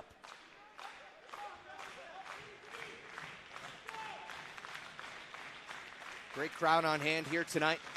West Catholic High School in Grand Rapids. Two pillars of Warrior Wrestling going one-on-one. Warrior Wrestling 29, look out! Wentz able to slide free. Oh no. Oh! Face first, raw power, Brian Cage could have it. No! Oh man. Still to come tonight, the VeloCities square off with Top Flight. Casey Navarro and Jordan Oliver with the Warrior Wrestling title on the line, and in our main event, the Lucha title up for grabs. Vikingo battles Arez. Warrior Wrestling 29, hashtag Warrior Wrestling is Cage with Wentz in dire straits. And Cage, oh, this is such an insane maneuver. Cage has no leverage here, but goes for the suplex and Wentz counters. We've seen Cage pull that off many times. Oh, Wentz going for the double knees and caught by Cage. Oh! F5 scores! And Wentz is not down yet. A little overconfident. Cage didn't hook the leg. The F and 5 nearly put it away.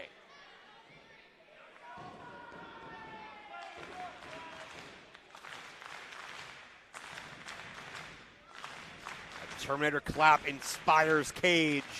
It motivates him. And Cage signals that he's ready to flatline Zachary Wentz. This could be Drill Claw. The blood rushing to Wentz's head. Wentz kneeing Cage to get out of the way. Wentz again. Discus lariat countered. Wentz so adept with those knees. Bone on flesh. Chin right into the turnbuckle. And now Cage with Wentz by the ropes, going to use the ring. Is Cage. And uh-oh. Oh! Everything Cage does involves Zach being in a prone position. Electric chair. And again, Wentz able to slide free. Cage got the elbow up. Wentz counters. What in the world? I don't know. Wentz leveraging Cage up. And now Zachary Wentz doing what Cage just did to Zach. Folds the Swoverine over. Multiple kicks right to the face. Ooh! Nowhere for Cage to go. His neck is stuck and wedged in there. And now, oh my God. Zachary Wentz, a running Liger bomb. Will this do it? No. I can't believe what I've seen. Yeah, that was impressive. Wentz has gone for a couple of big power moves in this matchup. Again, that shows you the heart and soul that Zachary Wentz brings to the table. An ordinary man would not be able to do the extraordinary things that Zachary Wentz can, and that's the UFO cutter. This match is over. Zachary Wentz on top. What? Oh, I'm not sure if Wentz maybe didn't get all of that cutter because of the frame of Cage, but generally, Rich, that'll end the matchup if you're Zachary Wentz. I think he hit the nail on the head. Cage is so big. I don't think Wentz got the snap he wanted on that. Nonetheless, Cage is stunned. He's flat on his back, and Zachary Wentz going high risk once again. Wentz perched on the top rope. Oh, Cage got the knees up. Baywood Bomb Part 2 was countered, and it's Cage. The pump handle. No, Wentz on his feet. Wentz on his feet, but Cage still fighting, jockeying for position. Oh! Discus lariat. All done. That's got to do it. No! What? When you get into a ring and have that logo under you, that Warrior Wrestling spotlight on bright, you can push yourselves to do things that otherwise you wouldn't be able to. That is what both of these men did to rise to the top of Warrior, and now what both are looking to do to get back there. Oh, no. Cage was looking for Weapon X. Modified gory bomb. Wentz out of it. Couple of knees right to the chin. Yeah, looking for chin, looking for clavicle, looking for whatever you can get. Caught Cage high. Wentz winding up. Caught by Cage on a power bomb. And seamless transition. Cage with the drill claw. And Zach, I love your effort, but I think that's it.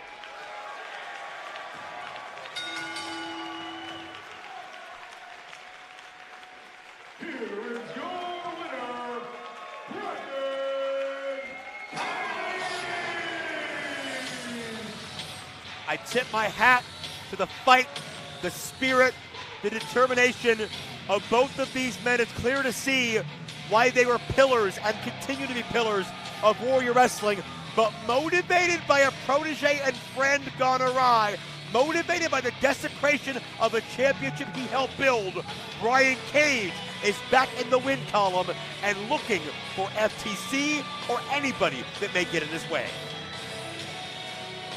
The first ever Warrior Wrestling champion remains on the hunt. Brian Cage with a win over Wentz here tonight, but we still have more action to come. We're not even close to being done.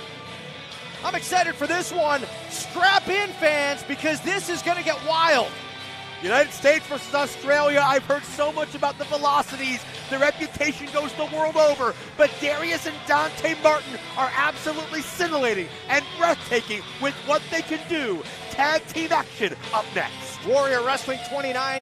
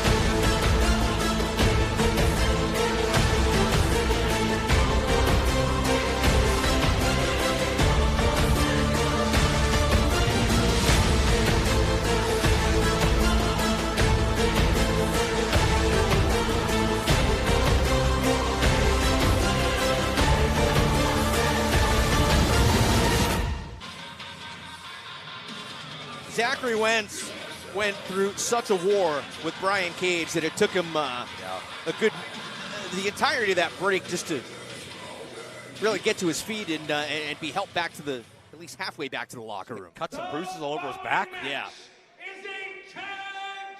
Tag team action on the way here tonight. And we said it before we went to break, strap in, because this thing's going to get wild. Hashtag Warrior Wrestling across social media.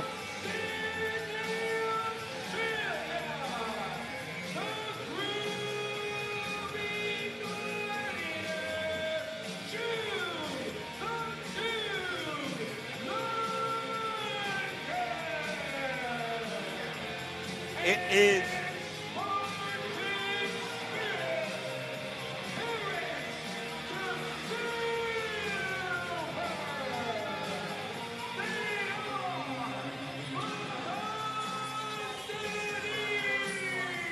I think my beard just grew a little bit. a lot of pomp and circumstance here, but you're checking out Jude London on your screen right now.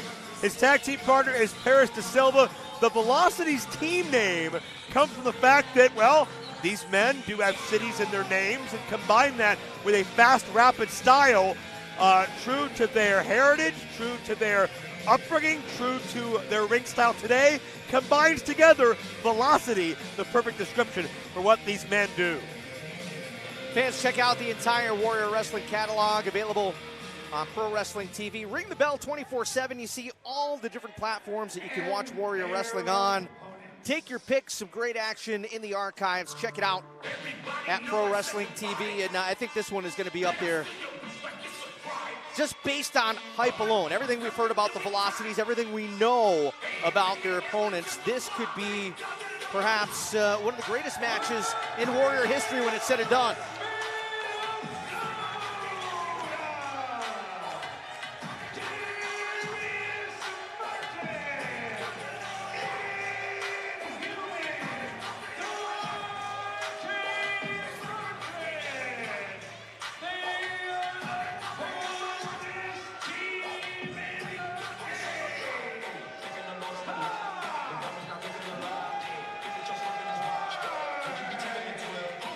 Fan favorites here at Warrior Wrestling, Dante and Darius Martin, AEW's Top Flight. Now, these two starting to get into a little more of a rhythm. Darius was out twice. Yeah. Injured his knee, I believe, and then came back and almost immediately got into a car accident. Yeah. And was out of action for quite some time, so their momentum, it hasn't been an easy ride for Top Flight is what I'm trying to say. If these two can get clicking, though, they really could be one of the top tag teams in the sport. Yeah, Top Flight have been back in tag action together for the past few months. Starting to get their legs under them once again. And also of note, Top Flight is undefeated here in Warrior Wrestling in 2-on-2 tag team action. So they've got a bit of a home field advantage. Of course, the VeloCities are based in Australia, so they've traveled a long way to be a part of this matchup. You're thinking jet lag, you're thinking a new country. This is only their second time in the United States, I believe. But talking to London and De Silva before we went on the air, they've been teaming for the past 5 years. They are really an example of the whole is greater than the sum of the parts. We couldn't do it without each other, they say. We bring out the best in each other. That's why we're such a great cohesive tag team. But is there a substitute for the blood brother relationship of Darius and Dante, who've known each other for, what, how old's Dante now? 21, 22? They've known each other since birth. It's Darius Martin starting things off for Top Flight. The VeloCities joined forces in Sydney, Australia, training at the Pro Wrestling Academy under Robbie Eagles and Madison Eagles. We've got the pedigree. We've seen Robbie Eagles here before at Warrior Wrestling, right? Haven't we? Madison Eagles is a very well-known fixture in women's wrestling throughout the United States and abroad. And these men, the VeloCities, have held championships and tournament victories in Great Britain, in Australia, in Italy. They have made the rounds, but we'll see if they are prepared for Top Flight, which when you think about quickness, when you think about innovation, when you think about unpredictability, Top Flight may be number one anywhere in the sport. Looking back through my notes here, I could have sworn that we saw Robbie Eagles here. I saw him somewhere. He's gotten around. Dante Martin, 22 years of age, by the way, which would make Darius 23 or 24. So it's scary to think that Top Flight may still be 10 years away from their prime, and they've done so much already. Yeah, they really have, and two youngsters that really are still, I hate to say they're green and they're still learning, but so much ahead of them. Yeah. Well, you never stop learning in wrestling, and that's what really makes this so interesting. Talents evolve and progress and change their style, and I think there's so much more of the wrestling world, just stylistically and just psychologically, the Top Flight haven't touched yet. But what they've done so far, that's usurped what 98% of the sport has done in their travels, speaks volumes. As there you see Jude London taking over Darius. Jude the Dude, he calls himself. Jude the Dude. Yes. Right. We mentioned Robbie Eagles, and for fans who are not familiar with his work, his style, look out here. Wow. A splitting backslide? Are you serious? That's impressive, and that's the kind of stuff that you learn. Yeah. Under Robbie Eagles. Robbie's not a huge guy. And if people don't understand why you would do that, you get that lower center to get that leverage to push up on Darius's body, to put Darius's body on top of his own shoulders. That's why that was nearly a 3 count this early in the match.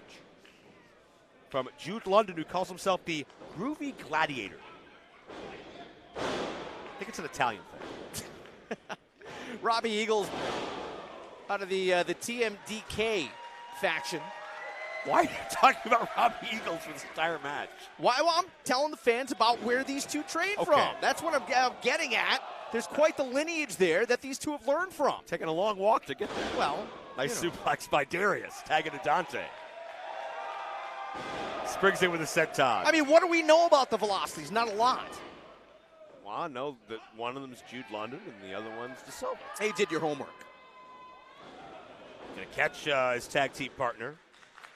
And a standoff.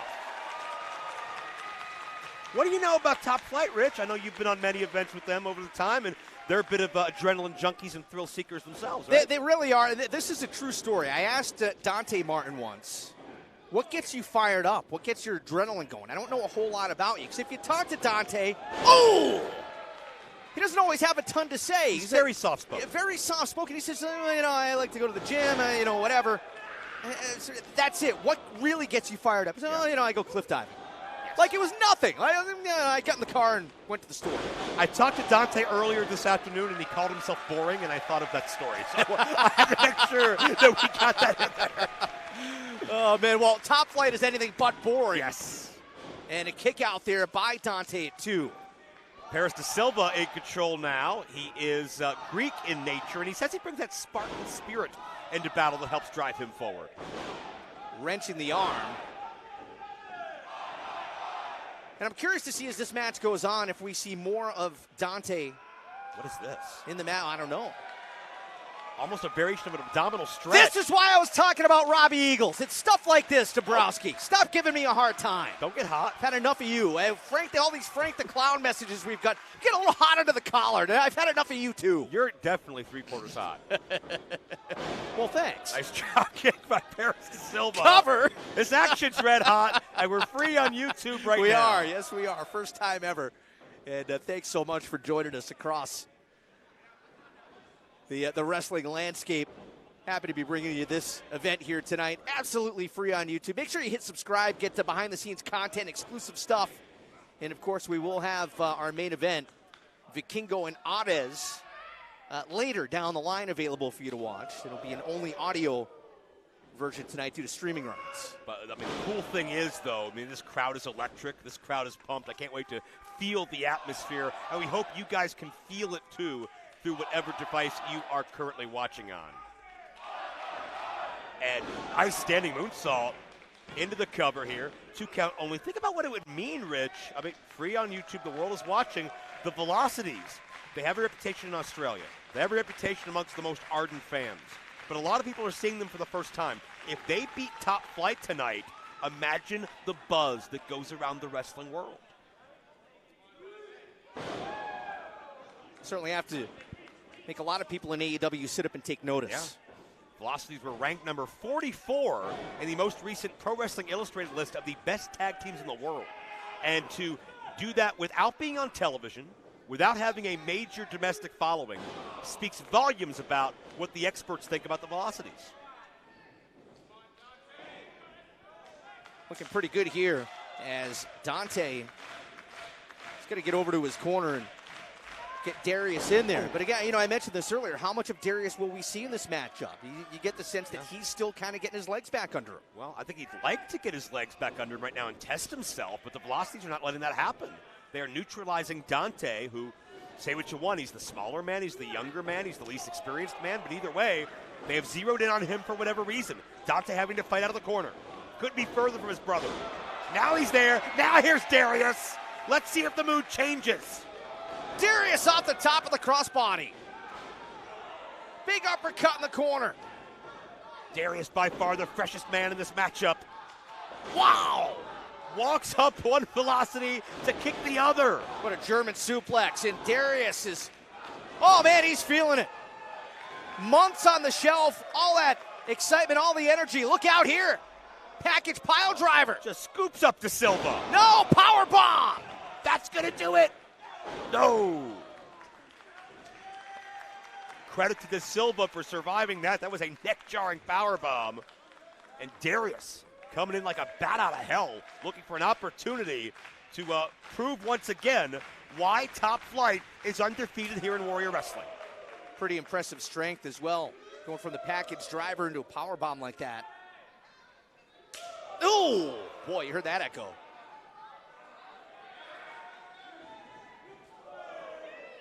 Darius saying, come on, give me more. Oh, yeah, you could tell that Darius packs more power. What I've been impressed most with the VeloCities is their balance, their vertical leap. It's like they got springs in their ankles. It's very impressive, but a striking game, I'm going Team Darius. Yeah, the VeloCities, the way they maneuver around the ring, almost ballet-like. Yeah. So graceful. There's an elegance to it, but such a painful after effect.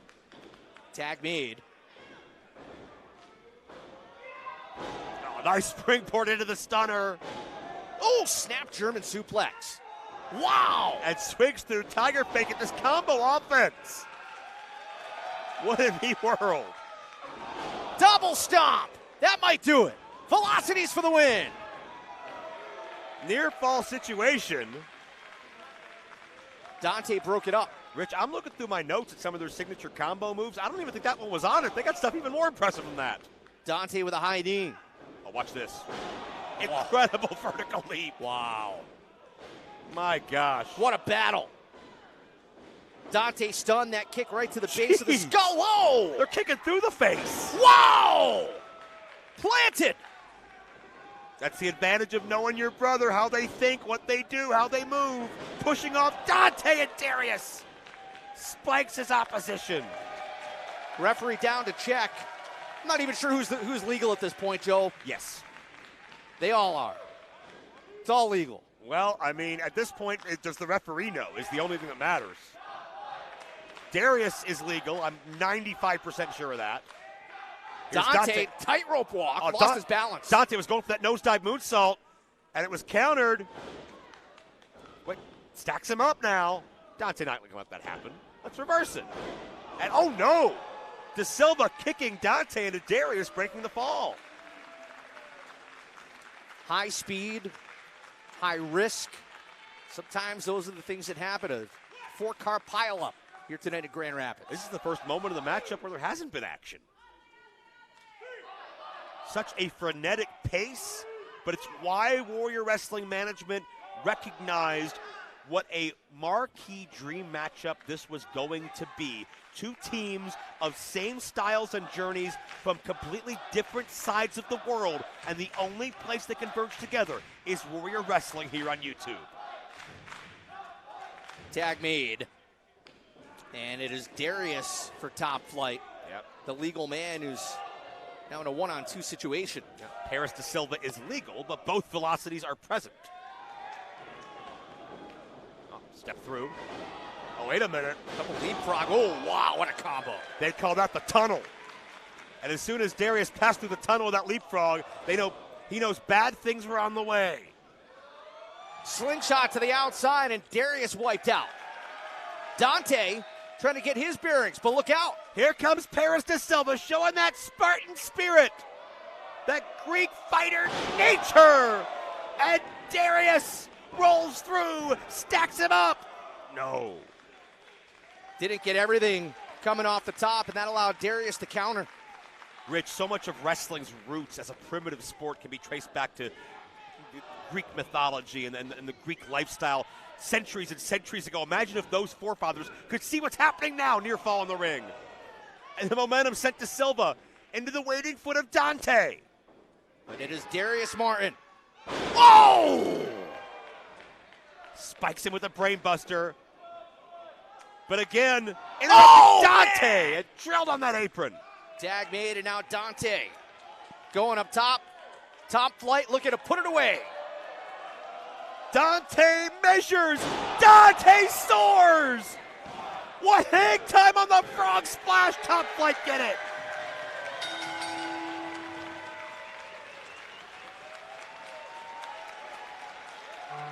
Everybody know I said goodbye. No one wears the mask. Rich, Dante Martin had such height, such hang time on that frog splash. It looked like Dante was able to slip his legs, his arms behind each leg and clap twice before he even hit the mat. That is graceful. That is impressive as hell. That is Top Flight.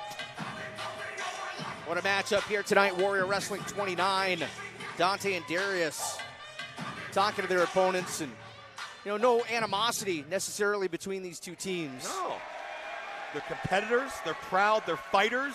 They both wanted this win for the same reason, but at the end of this match, no one has anything to be ashamed of. I hope if you're watching on YouTube now, or if you're watching later on Pro Wrestling TV, you're in your house giving these four a standing ovation as well, because they sure as hell deserve it.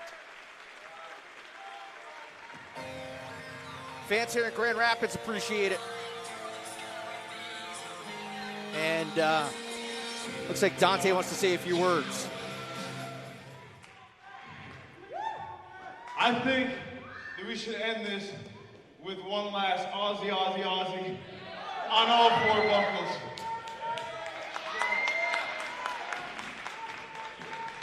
Pick up the wound on the chest of the silver.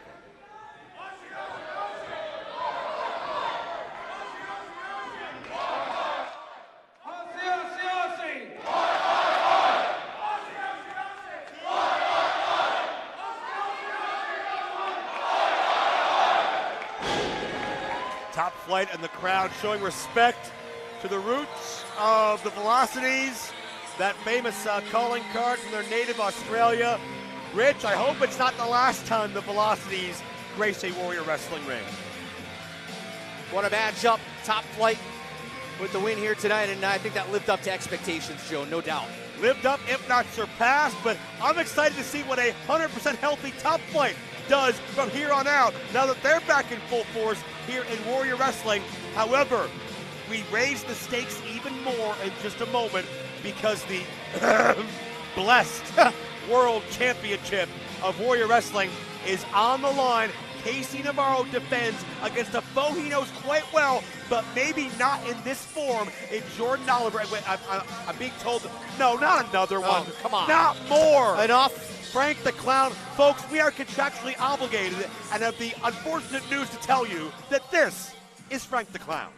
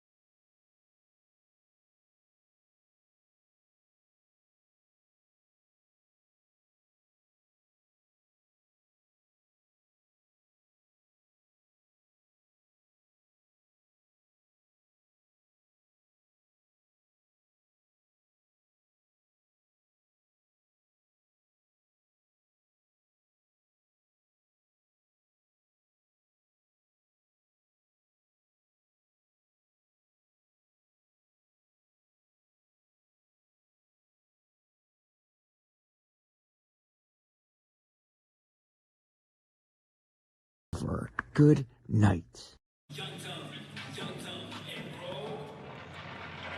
We are fired up here for this title matchup here tonight. I don't know what Frank the Clown just said again, because every time he's been on tonight, I've turned my headset down. No, yeah, I took my headset off. I had some earbuds in. I was rocking out to some music. I had no interest in what Frank the Clown has to say, but I believe it's got to be propaganda, pro Casey Navarro, anti-Jordan Oliver, and really, I think this matchup is going to set that tone and tell that story way better than Frank can, because we're looking right now at Jordan Oliver, who at only 23 years of age has such a vast resume with so many different countries, so many different championships. Jordan Oliver, one of the little bit of terrain that Jordan has yet to conquer, is here in Warrior Wrestling. He hasn't found that footing, but tonight, what a full circle moment it will be for him if he can become the top talent in Warrior Wrestling, defeating Casey Navarro. Casey Navarro is as Joe said, the truly blessed Warrior Wrestling champion. I don't want to say it. Well, we have to. Do you want to deal with Frank later? I'm going to regardless. He's going to bug us. But, Jordan Oliver and Casey Navarro with a rich history. We'll talk about that in a second. I love these lucha shirts, Joe. They're pretty cool, huh? Yeah, I would much rather deal with the Warrior Wrestling merchandise at ProWrestlingTees.com than anything Frank the Clown's doing. These lucha designs, I like, they're colorful, they're vibrant, they pay homage to the traditions and the history of Lucha Libre, and we know how important lucha is to the foundation of Warrior. ProWrestlingTees.com. Man, I'm so blessed. I'm so blessed. Yeah. Confess your sins and bust up in obsessed with Western.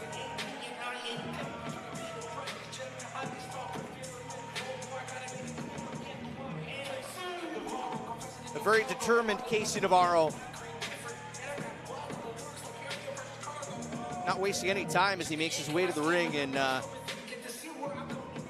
talked to Casey earlier on. You know, I walked by him. He didn't have a whole ton to say, but he just kind of barked at me and said, "Hey, Rich, you got a problem with me?" I don't want any problems. Yeah, you talk so much smack. You say, "I can't get it done by myself." Watch what happens tonight. I don't have Frank here tonight. I'm going to do this by myself. KC, much like Jordan Oliver, 23 years of age. Many things in their careers have paralleled, but very divergent paths cross-sect tonight. Kirby Alexander standing by for the championship introductions. First time we've seen KC out alone for a match in many months, right? Yeah. At least a year, probably, right? Let's get the introductions. Introducing first, your challenger from Newburgh, New York, the Club Cutter, the East Coast Ace, Jordan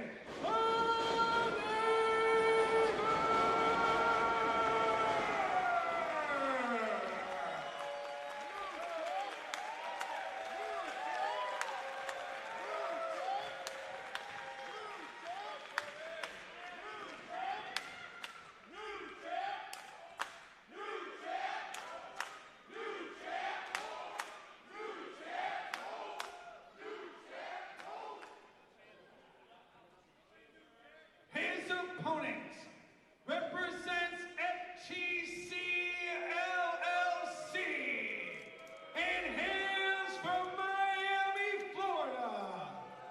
He is your truly blessed Warrior World Champion,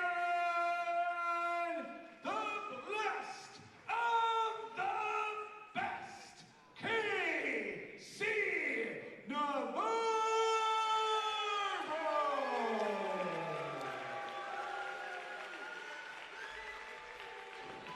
Did Casey Navarro really just make Kirby say the blessed of the best? Yes, unfortunately. And Casey must be feeling right at home here tonight because, again, it was in Grand Rapids a little under a year ago when Casey activated that #1 contender's medallion in order to enter himself into that war of attrition and win the original non-gaudy, non-pink, non-eyesore version of the Warrior Wrestling Championship. And Rich, I do want to give credit to Casey for one thing, okay? He has been traveling around defending the championship. He did go to Australia and defended against Mick Moretti. He did go down to Corpus Christi, Texas, and defended against two of the hottest uprising stars in Texas right now, in JP Harlow and the power glider Eddie Martinez. Casey has been carving his reputation everywhere he goes as the Warrior Champion. But I believe, Rich, he feels like he's bigger than this organization, and nobody is. These two have known each other since they were about 16 years old or so. They trained together in their early days. Yeah. Not the first time that they've competed against one another, but these guys, a match of this caliber, this is the first time that they've battled with the stakes being so high. Yeah, these guys would work out together. They would train together. They would set up rings together. They would drive long miles together. But they were never really the same person after that. You think about Jordan Oliver. What do I think about? I think about young, dumb, and broke.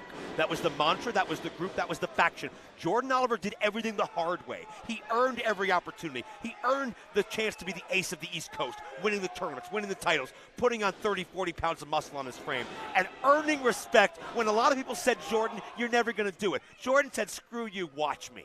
Casey Navarro, though, what does he do? He latches onto Brian Cage. He latches onto Frank the Clown. He was always the one that got the buzz and the attention because he was the one that looked like a star and carried himself a certain way and had the pink hair and had the catchphrases. Casey Navarro got the attention. Jordan Oliver had to outwork him, and he did, and that's why Jordan Oliver is in the same spotlight as Casey tonight.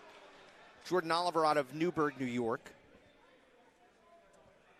Kid who had to fight to survive growing up. Newburgh, a tough place. I think that Jordan maybe is a little grittier than Casey Navarro. Casey, though, I think maybe a little dirtier, a little more willing to bend the rules if he needs to. I think so. And, you know, I think Jordan has bent the rules to survive as well. But I think Jordan does it to survive, like I say. I think Casey does it for an easy path. You mentioned Jordan Oliver, you know, in his early days. So many people saying, you know, you're never going to make it, right? Yeah. Jordan Oliver at, 19 years old. But I've been calling his matches 4 or 5 years at least now. I remember seeing him as a youngster. He's kind of a beanstalk. I hate to say that. He was so skinny. Yeah. Right? But in just a short amount of time, you mentioned it, he's put on a tremendous amount of muscle. He's got in great shape. Yeah. Every time I see him, he looks like he's in better shape. He's filled out in a big way. That's the bottom line, is that I think a lot of people looked at Oliver's body frame as a disadvantage early on, but he took that negative into a positive. And I'm not going to make this just about Jordan Oliver. Casey Navarro's in the best shape of his life. Casey Navarro's put a lot of work in the gym in. Again, these are things that Brian Cage has taught him that he won't credit Brian Cage for now. But even still, Oliver the side headlock takeover. I would love to see the story of the overlooked Oliver, the young, dumb, and broke mentality, overcome the guy that gets the palatial suites at the football games and the special treatment and the airfare all across the world as Casey does. And Oliver's showing early on, I'm your equal, Casey Navarro. Casey Navarro knows Jordan Oliver's his equal. And Casey Navarro realizes this bubble he's living in can all come crashing down if Jordan Oliver is a little bit lucky and a lot of good here tonight.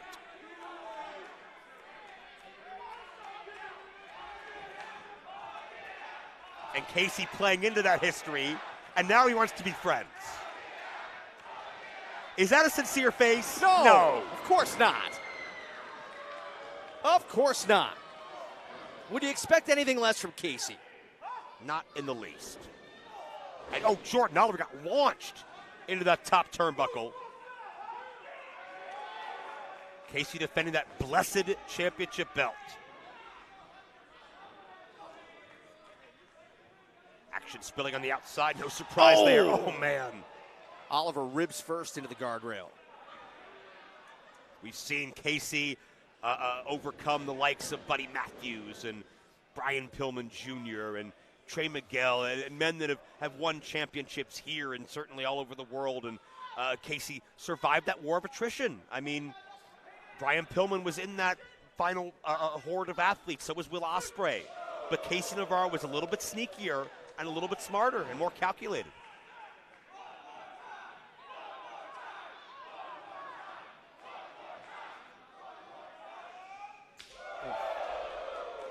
Casey drilling Jordan Oliver.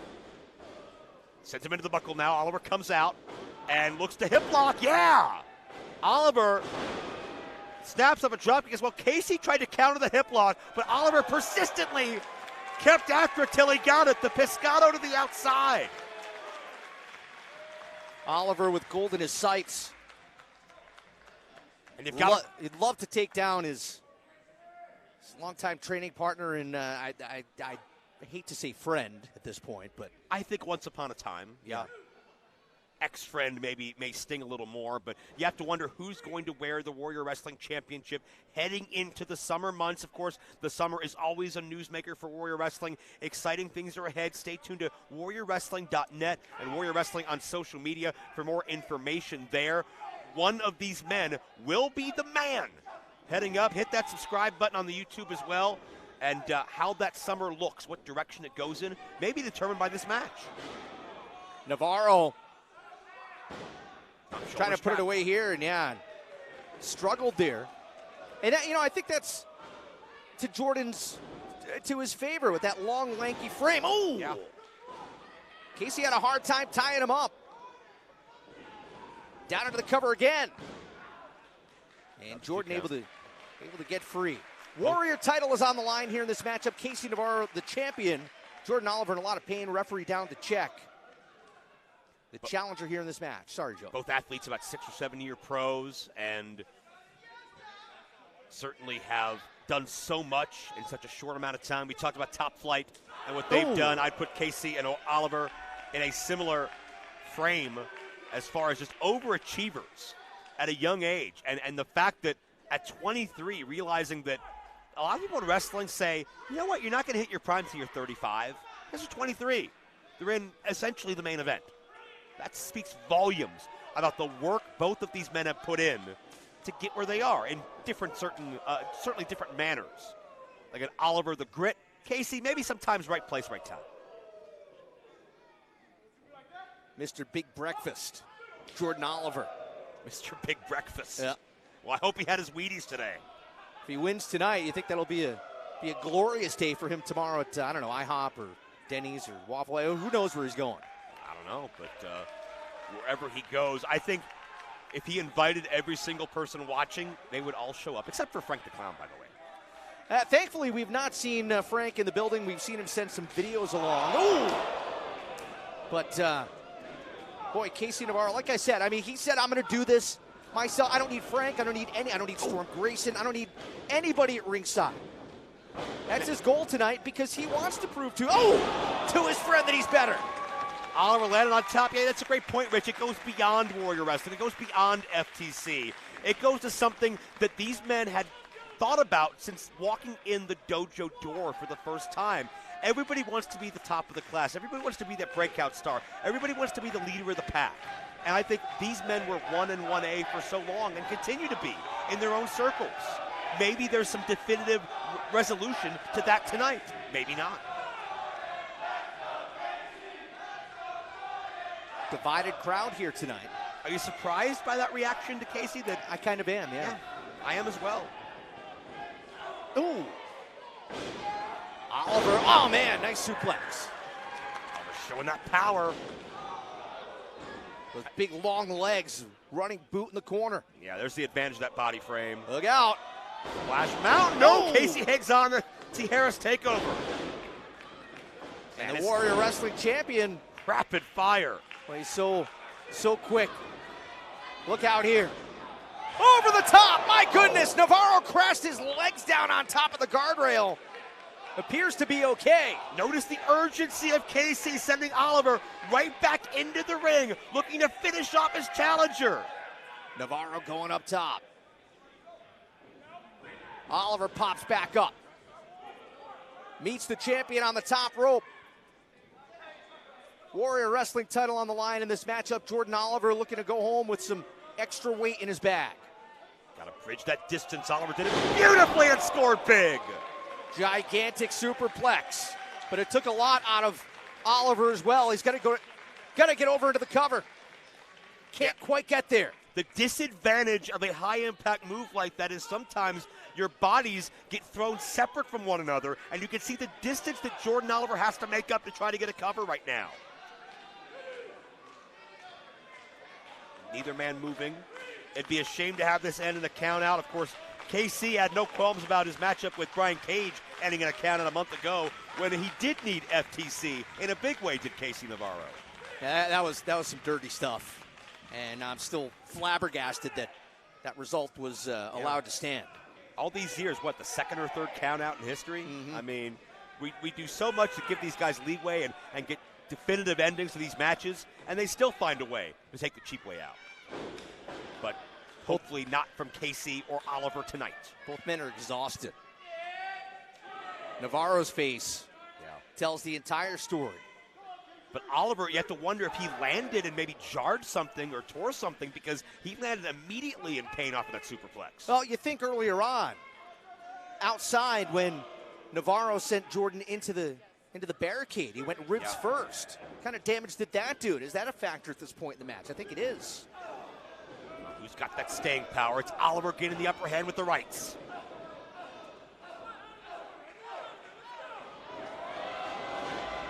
On Casey has pushed the referee in the way. And Rick Oliver's eyes takes out the knee. That's disgusting. Don't do it like this. Casey on top now. Oliver kicks out. Navarro, code red. Casey's kinetic energy right now, but Oliver kicks out again.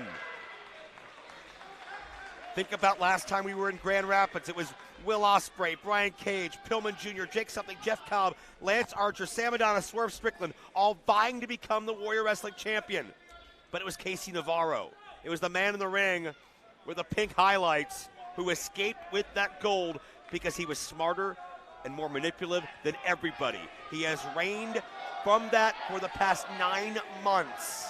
Former #1 contender, had the #1 contender's medallion, waited for just the right time. It happened right here in Grand Rapids just about a year ago. Oliver is being measured by Casey Navarro. This could be the Jesus piece if Casey can hit it. He went for it. Oliver the backslide. Drives up with the legs, 2 count only. Jordan knew what was coming. Yeah.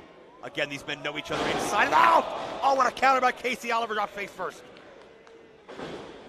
Spanish fly! Oliver for the title! The upset! No! Oh, Oliver can feel it. Oliver can taste it. The championship glory less than a second away.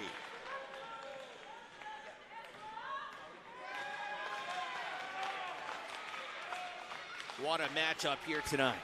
Jordan Oliver with Casey Navarro, the champion, down and stunned. What's Oliver doing here? Urgency, Jordan, come on!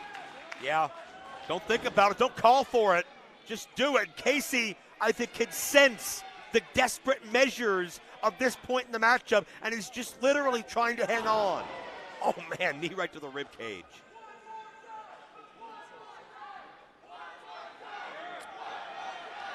These fans willing on Jordan Oliver. Jordan saying, we can all get what we want. Oh, Casey again with that ankle. They're just hanging on for dear life. Yeah. That's all he had left. Because whatever's coming next could be the end.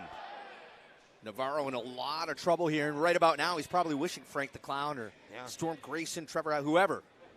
We go to the ground now with body shots from Oliver. And Oliver almost having to deadlift Navarro back to a vertical base to do something here. Oh, Casey takes advantage. Oh, no. Desperate measures. Yeah. You got to wonder if that was in Casey's mind the entire time. Look out here, Navarro. Oh! Moonsault off the turnbuckle to the outside, and Oliver crashed his head on the floor. Connected flush to Casey Navarro. The outside the ring, I don't know if there's any protection at all. If there is, it's to protect the floor, not these athletes, that's for sure. Because Oliver hit hard. Oh, Navarro was shaking off that knee, and Oliver saw an opening. Oh, boy. And Oliver caught Navarro in a big, emphatic way. Casey just screaming in pain. You trust Casey here? I don't trust Casey at all. I want to trust Casey. He's our champion. But he's done so much to ruin that trust. Well, much like I said about Frank the Clown earlier on, I wouldn't trust Casey to sit the right way on a toilet seat. Yeah. Last time I was here, Casey spent the entire broadcast telling everybody that Buddy Matthews wasn't here. That wasn't true. Oliver taking advantage, kicked at Casey's knee, and that's smart. Everything Casey does that's big-time offense comes from the air or comes from his ability to push off and elevate himself. I wonder though, if Casey's playing coy here, playing possum. Well, if he is, he better snap out of it. Oliver's looking to drop Casey's head on the ring apron. Well, Casey avoids the contact for most of those shots. Oliver got tangled up the ropes. Up and over. And Oliver takes out the knee again. Great television. Oh! Pile driver right on the apron. There's the urgency from Oliver. Get him in there. Oliver not wasting time. Oliver hits the cutter. New champion here tonight in Grand Rapids. Jordan Oliver's done it. What? No, Casey kicked out, but Oliver didn't let go. Ankle lock cinched in, and Oliver's putting every ounce of energy he has into twisting and contorting Casey Navarro. Could we see a new champion here tonight at Warrior Wrestling 29? Navarro able to reverse. Shoulders down, stacks him up for 2. And the parody of this matchup just shows you the similar beginnings, the humble start, and how both of these men have kept so much of that drive with them, so much of that will to be the best with them, regardless of where they've gone or how they've done it. Oh, come on! Navarro with a low blow! Yeah, planting that paraphernalia in the referee's face and getting desperate. And Oliver's hunched over in a great deal of pain, and there's the Jesus piece. That's got to do it. Navarro hooks the leg. won it all by yourself, but put the asterisk in there. Garbage win from Navarro. Man,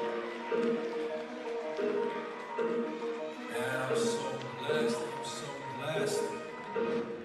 Yeah. Confess your sins and bust up in obsessed with wasted and I ain't dead. Trying to be the brightest gem to hide this thought. Feeling like the whole war. Gotta make it clear again. Winner of the match.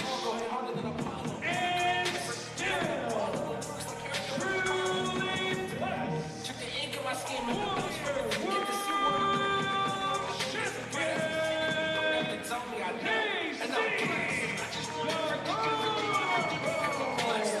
I don't know whether or not Casey actually injured his knee or if he's just, oh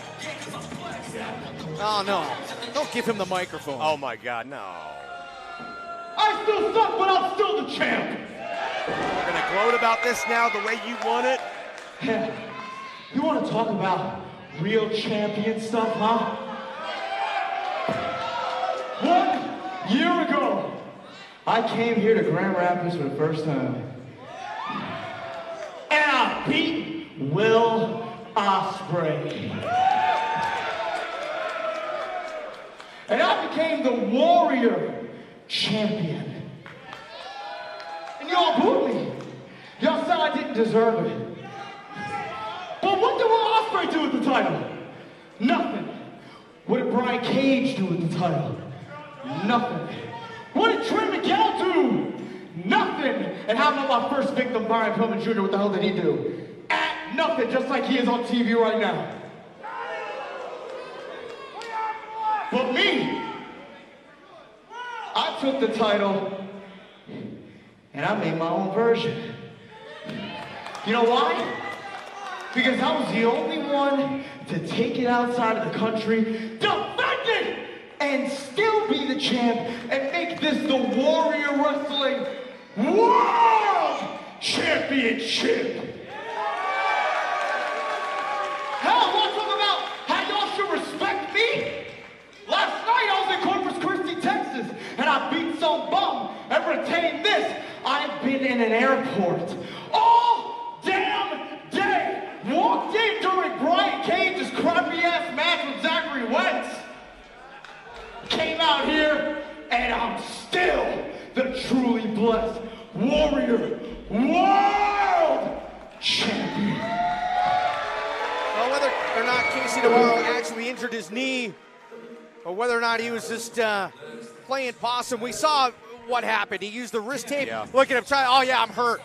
Used the wrist tape to distract the official, and the low blow. Casey Navarro, still your Warrior Wrestling Champion. But will Vikingo still be the Lucha Champion when our main event is said and done, Joe? His challenger, Arez, the Master of Strange Style.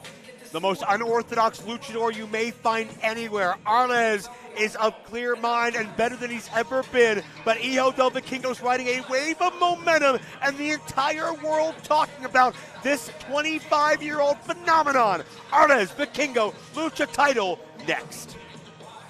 Warrior Wrestling on Pro Wrestling TV is brought to you by Pro Wrestling Tees. Visit them at ProWrestlingTees.com. Gnarly Pop Productions. When you want to pop, go to GnarlyPop.com. And by PWTV. Download it today on your smart device for free and ring the bell 24/7.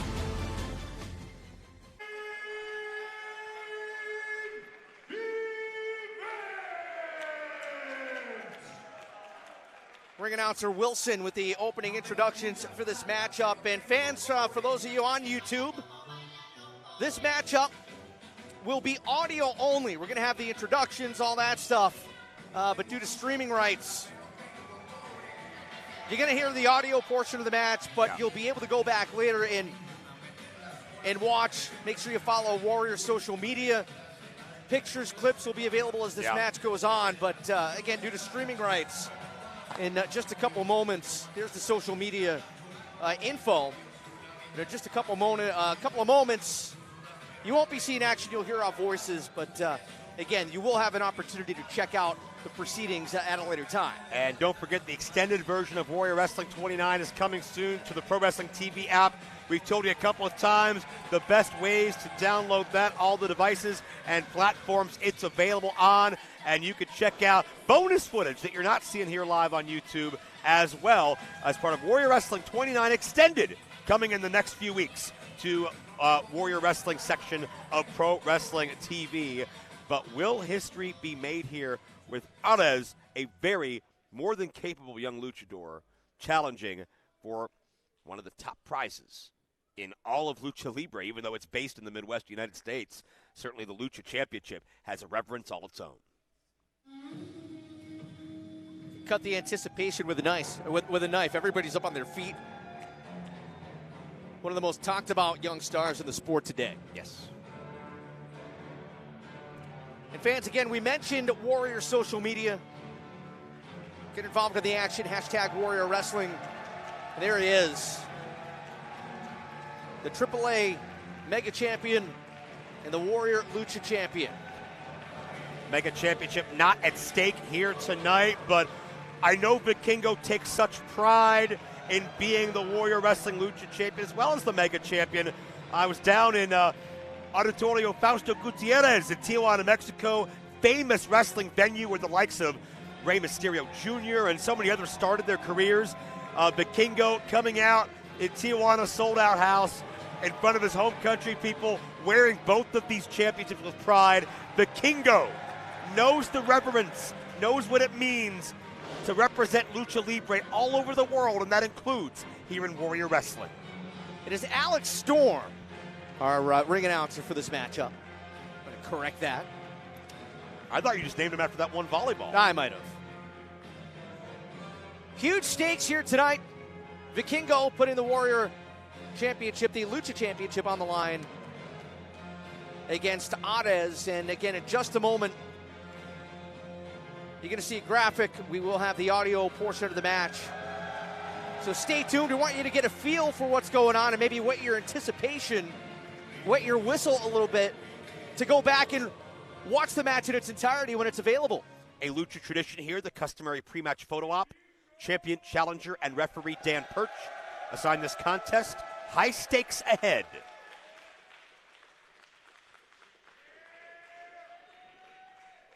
Introducing first, the challenger. Hailing from Ciudad Mexico, he is the King of Strange. This is Arez.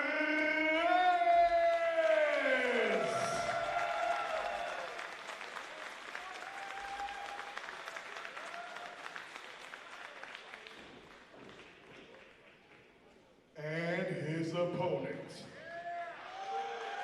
Hailing from Puebla, Mexico, he is El Gran Jinete. He is the Triple A Mega Campeón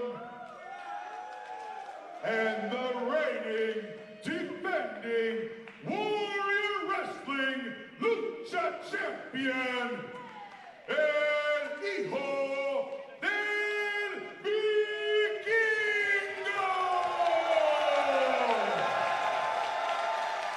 You see the Mega Championship. Vikingo has reigned as champion for some 15 months. He's beaten the likes of Bandito, Rey Fenix, many others.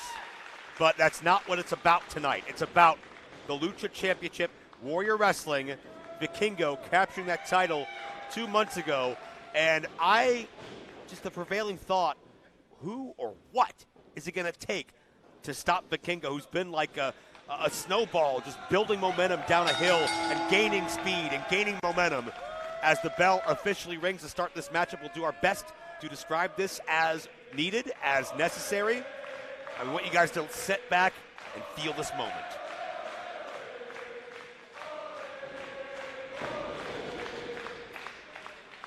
Both men circle one another. It's Vikingo asking for a handshake. Arez with the middle finger salute in the face. Got some questions from fans I'm seeing across social media here and on the YouTube chat about the streaming rights and what's involved in that. It's probably a little more than we want to go into detail here tonight, but it's complicated. Yes, he can wrestle on TV, et cetera, et cetera.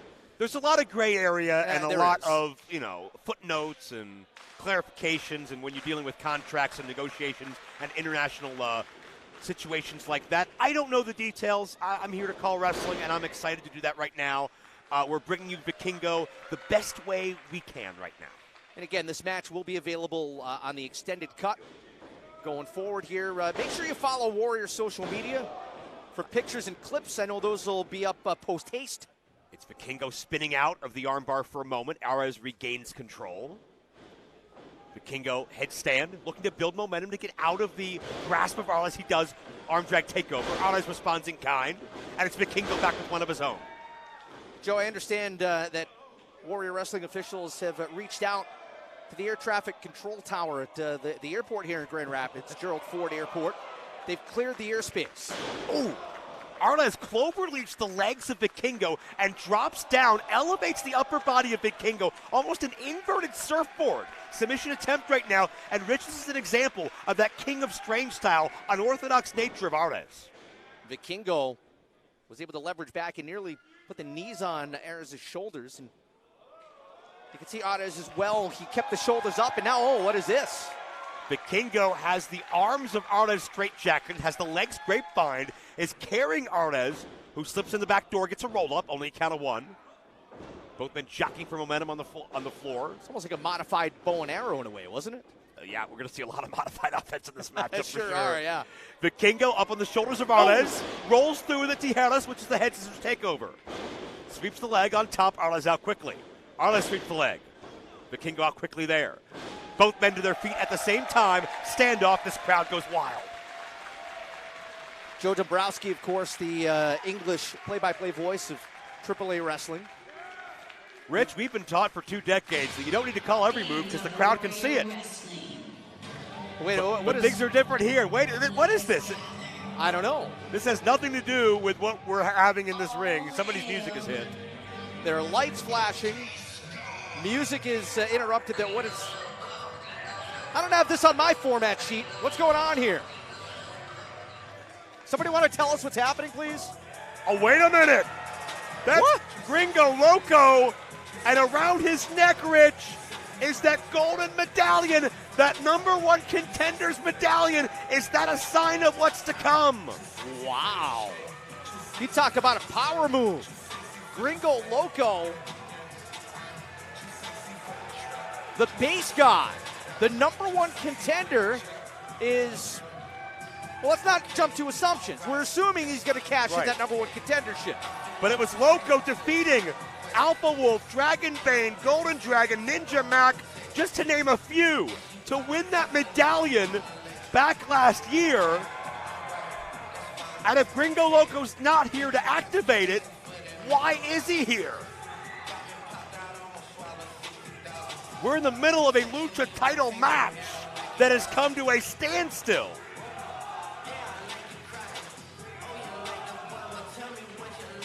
A lot of chatter on social media, and perhaps conversation is about to explode here. Gringo Loco is indeed cashing in that #1 contenders medallion. Is that what he's given the medallion to Perch? Vikingo and Arez talking amongst themselves. I wonder if they understand what's happening.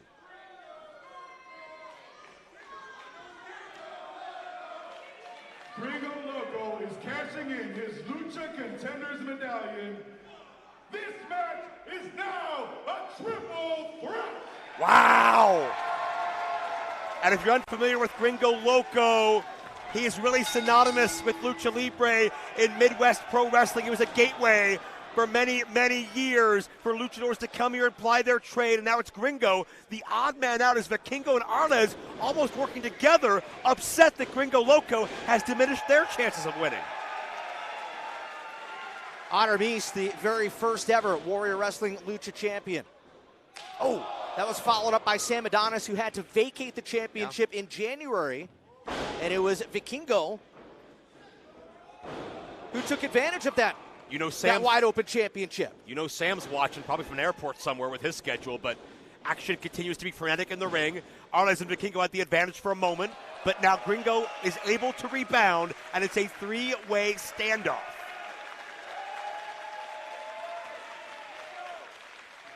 Gringo Loco has cashed in the #1 contenders medallion.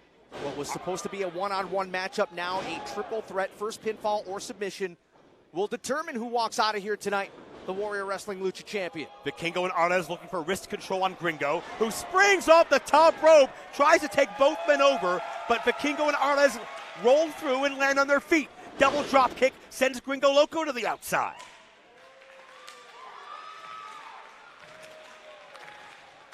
And now Vikingo, Arez, taking a chance, stereo! Tope Suicida colliding with Gringo simultaneously. Rich Gringo's got a much bigger frame than either of the other luchadors in this matchup. Is it a smart move to do this much double teaming on the X factor of this match? I'm not sure. I mean, he's known as the base god for a reason. He's got the size, he's got the body mass, and Gringo Loco, with everything that's at stake tonight, you know the adrenaline's got to be pumping through him. Yeah. Vikingo, Arez walking, stepping off the rope, and coming down with a moonsault to Vikingo and Gringo on the outside. Remember a month ago, Rich, it was Vikingo who overcame 3 different challengers in Talia Hall, right? Yeah, it sure was. And Arez stepping back into the ring with Gringo Loco. Vikingo behind, grabs the back of the tights, and Arez fires off with a right. Action continues here. Roll through, and Arez drops Vikingo with a gutbuster. That matchup at Talia Hall last month, Vikingo defeated Arrow Boy, Aramis, and Black Tortoise to retain the Lucha title. Arez has Gringo tied up, hammerlocks his arm around the top rope. Vikingo now being held up by Arez with his right hand into almost a gory special, while Gringo's being stretched along the ropes. This is insane.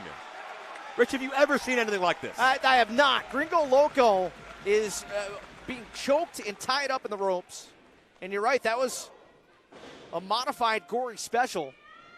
I don't think any of those submissions would have counted, having there been so much contact with the ropes. Right. But did their damage for sure, as Vikingo now fires away on Gringo Loco as Arez has been neutralized. Roll through by Vikingo to the opposite corner to create distance. Now runs in, but Gringo elevated Vikingo over and snake eyes him into the corner. Gorilla press to Arez into a sit out. There's some innovation from Gringo, who finds a near fall. Wow, gorilla press into a power bomb. And Gringo Loco nearly just put it away. So, Rich, I got to ask you the psychology of this. Gringo Loco has had that medallion since the month of June. Was it the right call, in your estimation, knowing what you know so far, to activate it tonight? I think so, because right now, all the eyes, all the talk of the wrestling world is on Vikingo. He's the hottest thing in the sport right now. Whether or not Gringo Loco walks out of here with the belt around his waist is almost secondary in many ways, because now everybody's going to be talking about Gringo Loco. Everybody's talking about Gringo Loco right now on our YouTube feed, certainly striking in the corner on Hijo Del Vikingo, second generation. In his mid-20s, I believe still 25 years old, is Vikingo, and has done so much with his career. Main events in multiple different countries. Gringo has slowed this pace down as Vikingo trapped in the corner. Vikingo, Tiger Feint counter, swings through the ropes. What a drop kick. Yeah. And that's to Arez. Ooh! Vikingo sweeps out the legs from Gringo, who collides with Arez. Heel kick high on Gringo. And I'm going to try to describe this as best I can, but Vikingo is standing on the ring post. This is insane. Spring off the rope!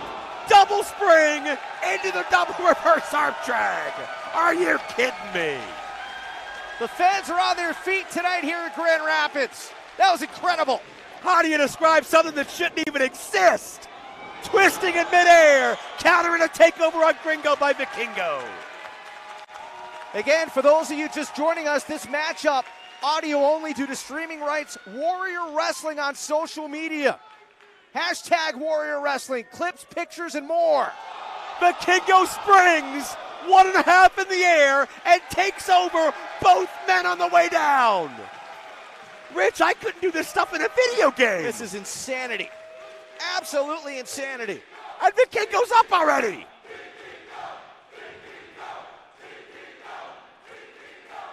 Vikingo now scaling the ropes again, twirling his finger in the air to signify something dangerous and death-defying. Walks the ropes on 1 foot with a tornado, a corkscrew punch into the outside. I'm going to try to describe this for you, Joe. Vikingo almost flamingoed with 1 foot on the top rope and then twisted, contorted, and wiped everybody out. I like that flamingoed.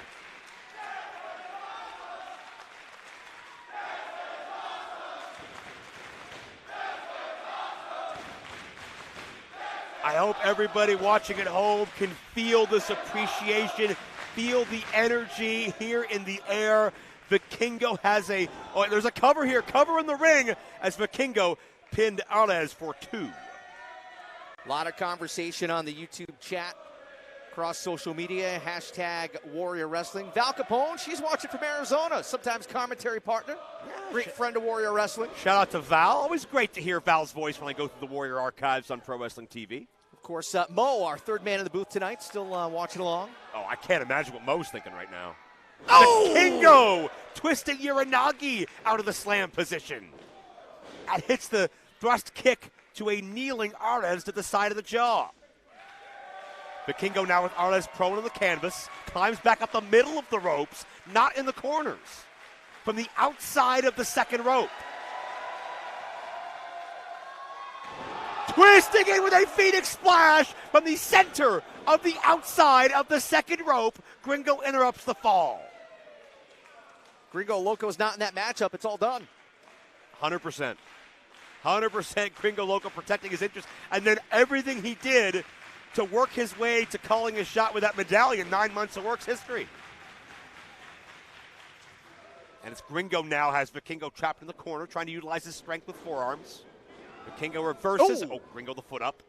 Heel right in the face. Vikingo the dexterity to counter. Gringo's on the second turnbuckle, but Vikingo with a high kick to counter. Arez gets involved, but on the other side of the ring, sunset flip. Back up, and Gringo springs off the top rope with a cutter. And Vikingo off the second rope in the middle again, not the corner. Frog splash. Everybody's down. Oh, man. This is incredible. This is something else. This is what Lucha Libre is all about. It's adrenaline. It's a rapid pace. It is higher risk. And it's the connection with the audience that makes Lucha Libre so special. But what a shame it would be if this led to a triple countout.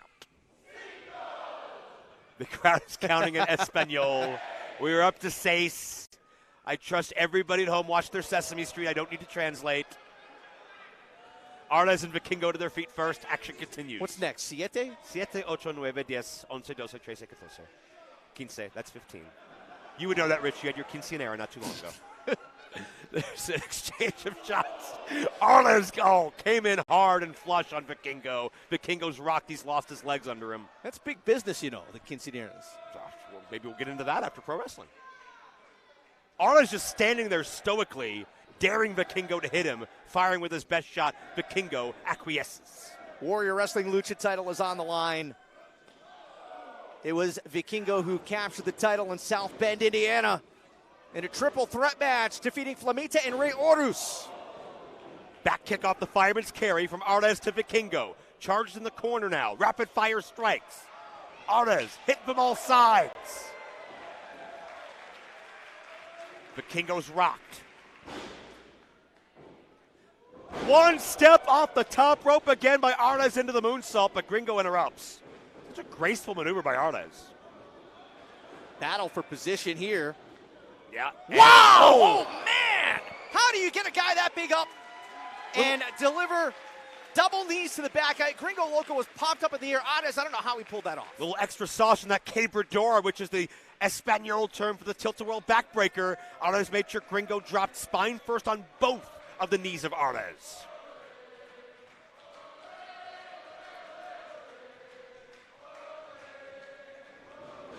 Arez springs off the top rope again. A one-footed spring moonsault, but over the top rope to the outside on his prey. From one corner to the other, almost like when you run up a wall. Yeah. Right? But to the outside, and he connected. He made contact. It's incredible. But you got to get him in the ring to beat them. Arez is in charge. He sends Vikingo in. Where's Gringo Loco? Probably trying to peel himself off the floor. Yeah, he's underneath everything we've just seen. Arez scales the ropes. Only man in wrestling with one furry boot and one shaved boot is Arez. Gringo Loco interrupts. Nice detail there. Yes. We're painting pictures. We're doing radio. We are, yep. Arez now has Gringo Loco. Gringo looking to shift his weight and counter. Both men are on the top turnbuckle. Both trying to hang on and not go crashing down to the floor. Oh my God! It's Gringo Loco with what can be best described as an inverted angle slam from the top to the canvas. Gringo back to his feet. Tope con hero as Arez slid to the outside. This matchup for the Lucha Championship here at Warrior Wrestling, scheduled to be one-on-one between Vikingo and Arez. Gringo Loco, the base god, the Chicago icon. And you hear the chants here tonight in Grand Rapids for Gringo Loco. He was the #1 contender. He cashed in the medallion. This is now a triple threat match. The first pinfall or submission will determine the winner. Gringo's been fighting for 20 years for that recognition, for that adulation, and now springs off the top. Pair of cutters for both Arez and Vikingo.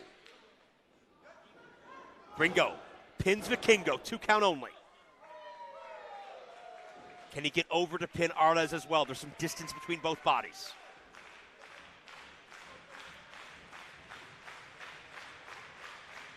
Gringo just getting his wits about him now. This crowd, many of them are standing, clapping along, motivating.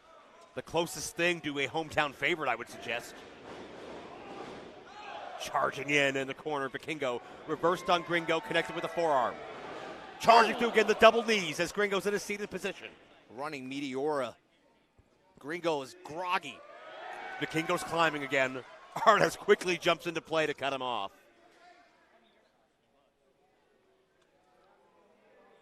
Vikingo and Arez jockeying for position.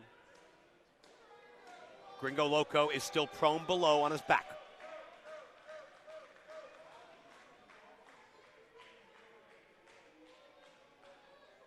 This crowd is holding their breath. Oh! Vikingo! Super Poison Rana from the top rope.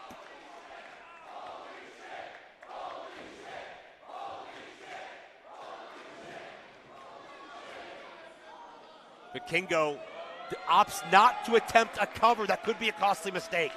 Arez could have a broken neck. He got drilled, but Vikingo going up top, Joe. Vikingo could have broken a lot of things so far. Gringo, caught Vikingo on that top rope. Arez is now dazed on the canvas. Gringo is pursuing Vikingo on the top turnbuckle. Both men now elevated.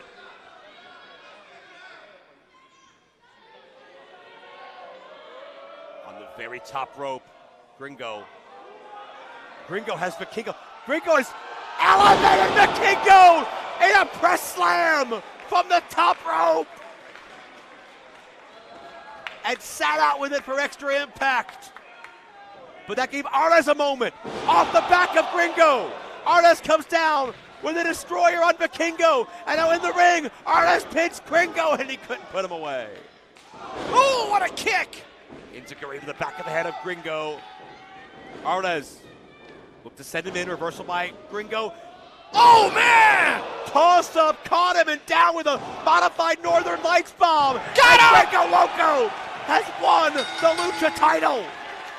Wow! Gringo Loco is the new Warrior Wrestling Lucha Champion! Warrior Wrestling. The gamble paid off, Joe! Let us go. We questioned if it was the right decision. We questioned if now was the time to pull the trigger. But Gringo Loco, waiting 9 months to pick his opportunity, does so in the way most rewarding. Gringo Loco, 20 years of hard work. As we come back live with our video to survey this moment.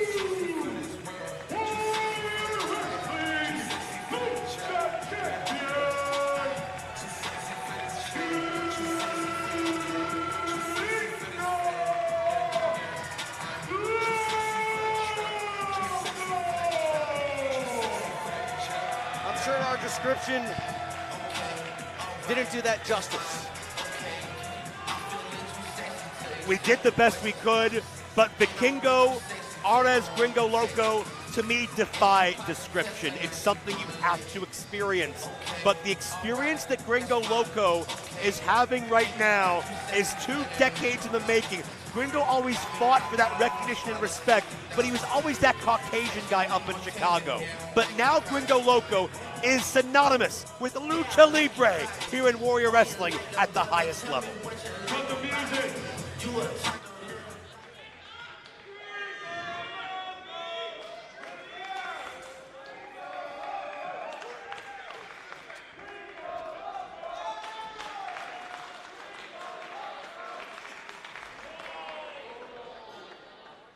Get your ass in the ring, Vikingo.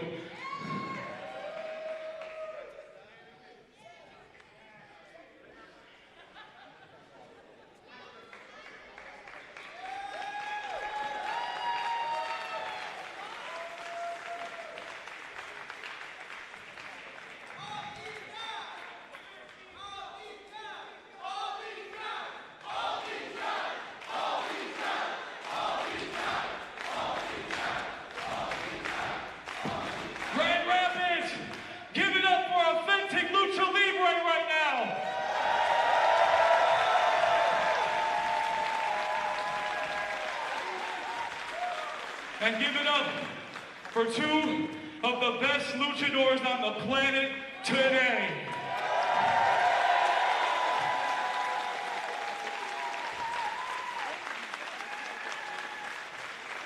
Any chance I get to step in the ring with these guys, the only thing that I can call it is an honor. So thank you for this evening, Vikingo. Thank you for this evening, Arez.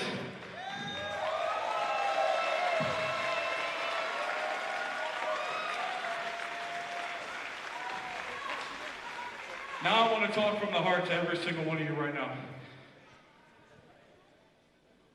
I've traveled a lot of roads, flown a lot of miles, and it finally feels like I did it. This championship right here means everything to me. It is the Lucha World title. I have dedicated my entire adult life to being an authentic luchador, and it finally feels authentic tonight with you guys.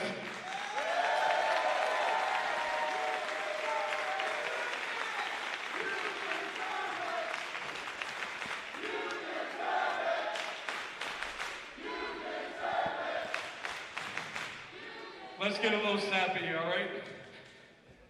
It has always been, throughout my entire career, for each and every one of you that come out to see me wrestle. Every single match, I leave everything in this damn ring for you guys.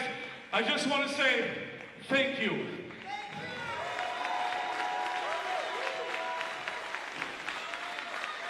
Thank you, Grand Rapids!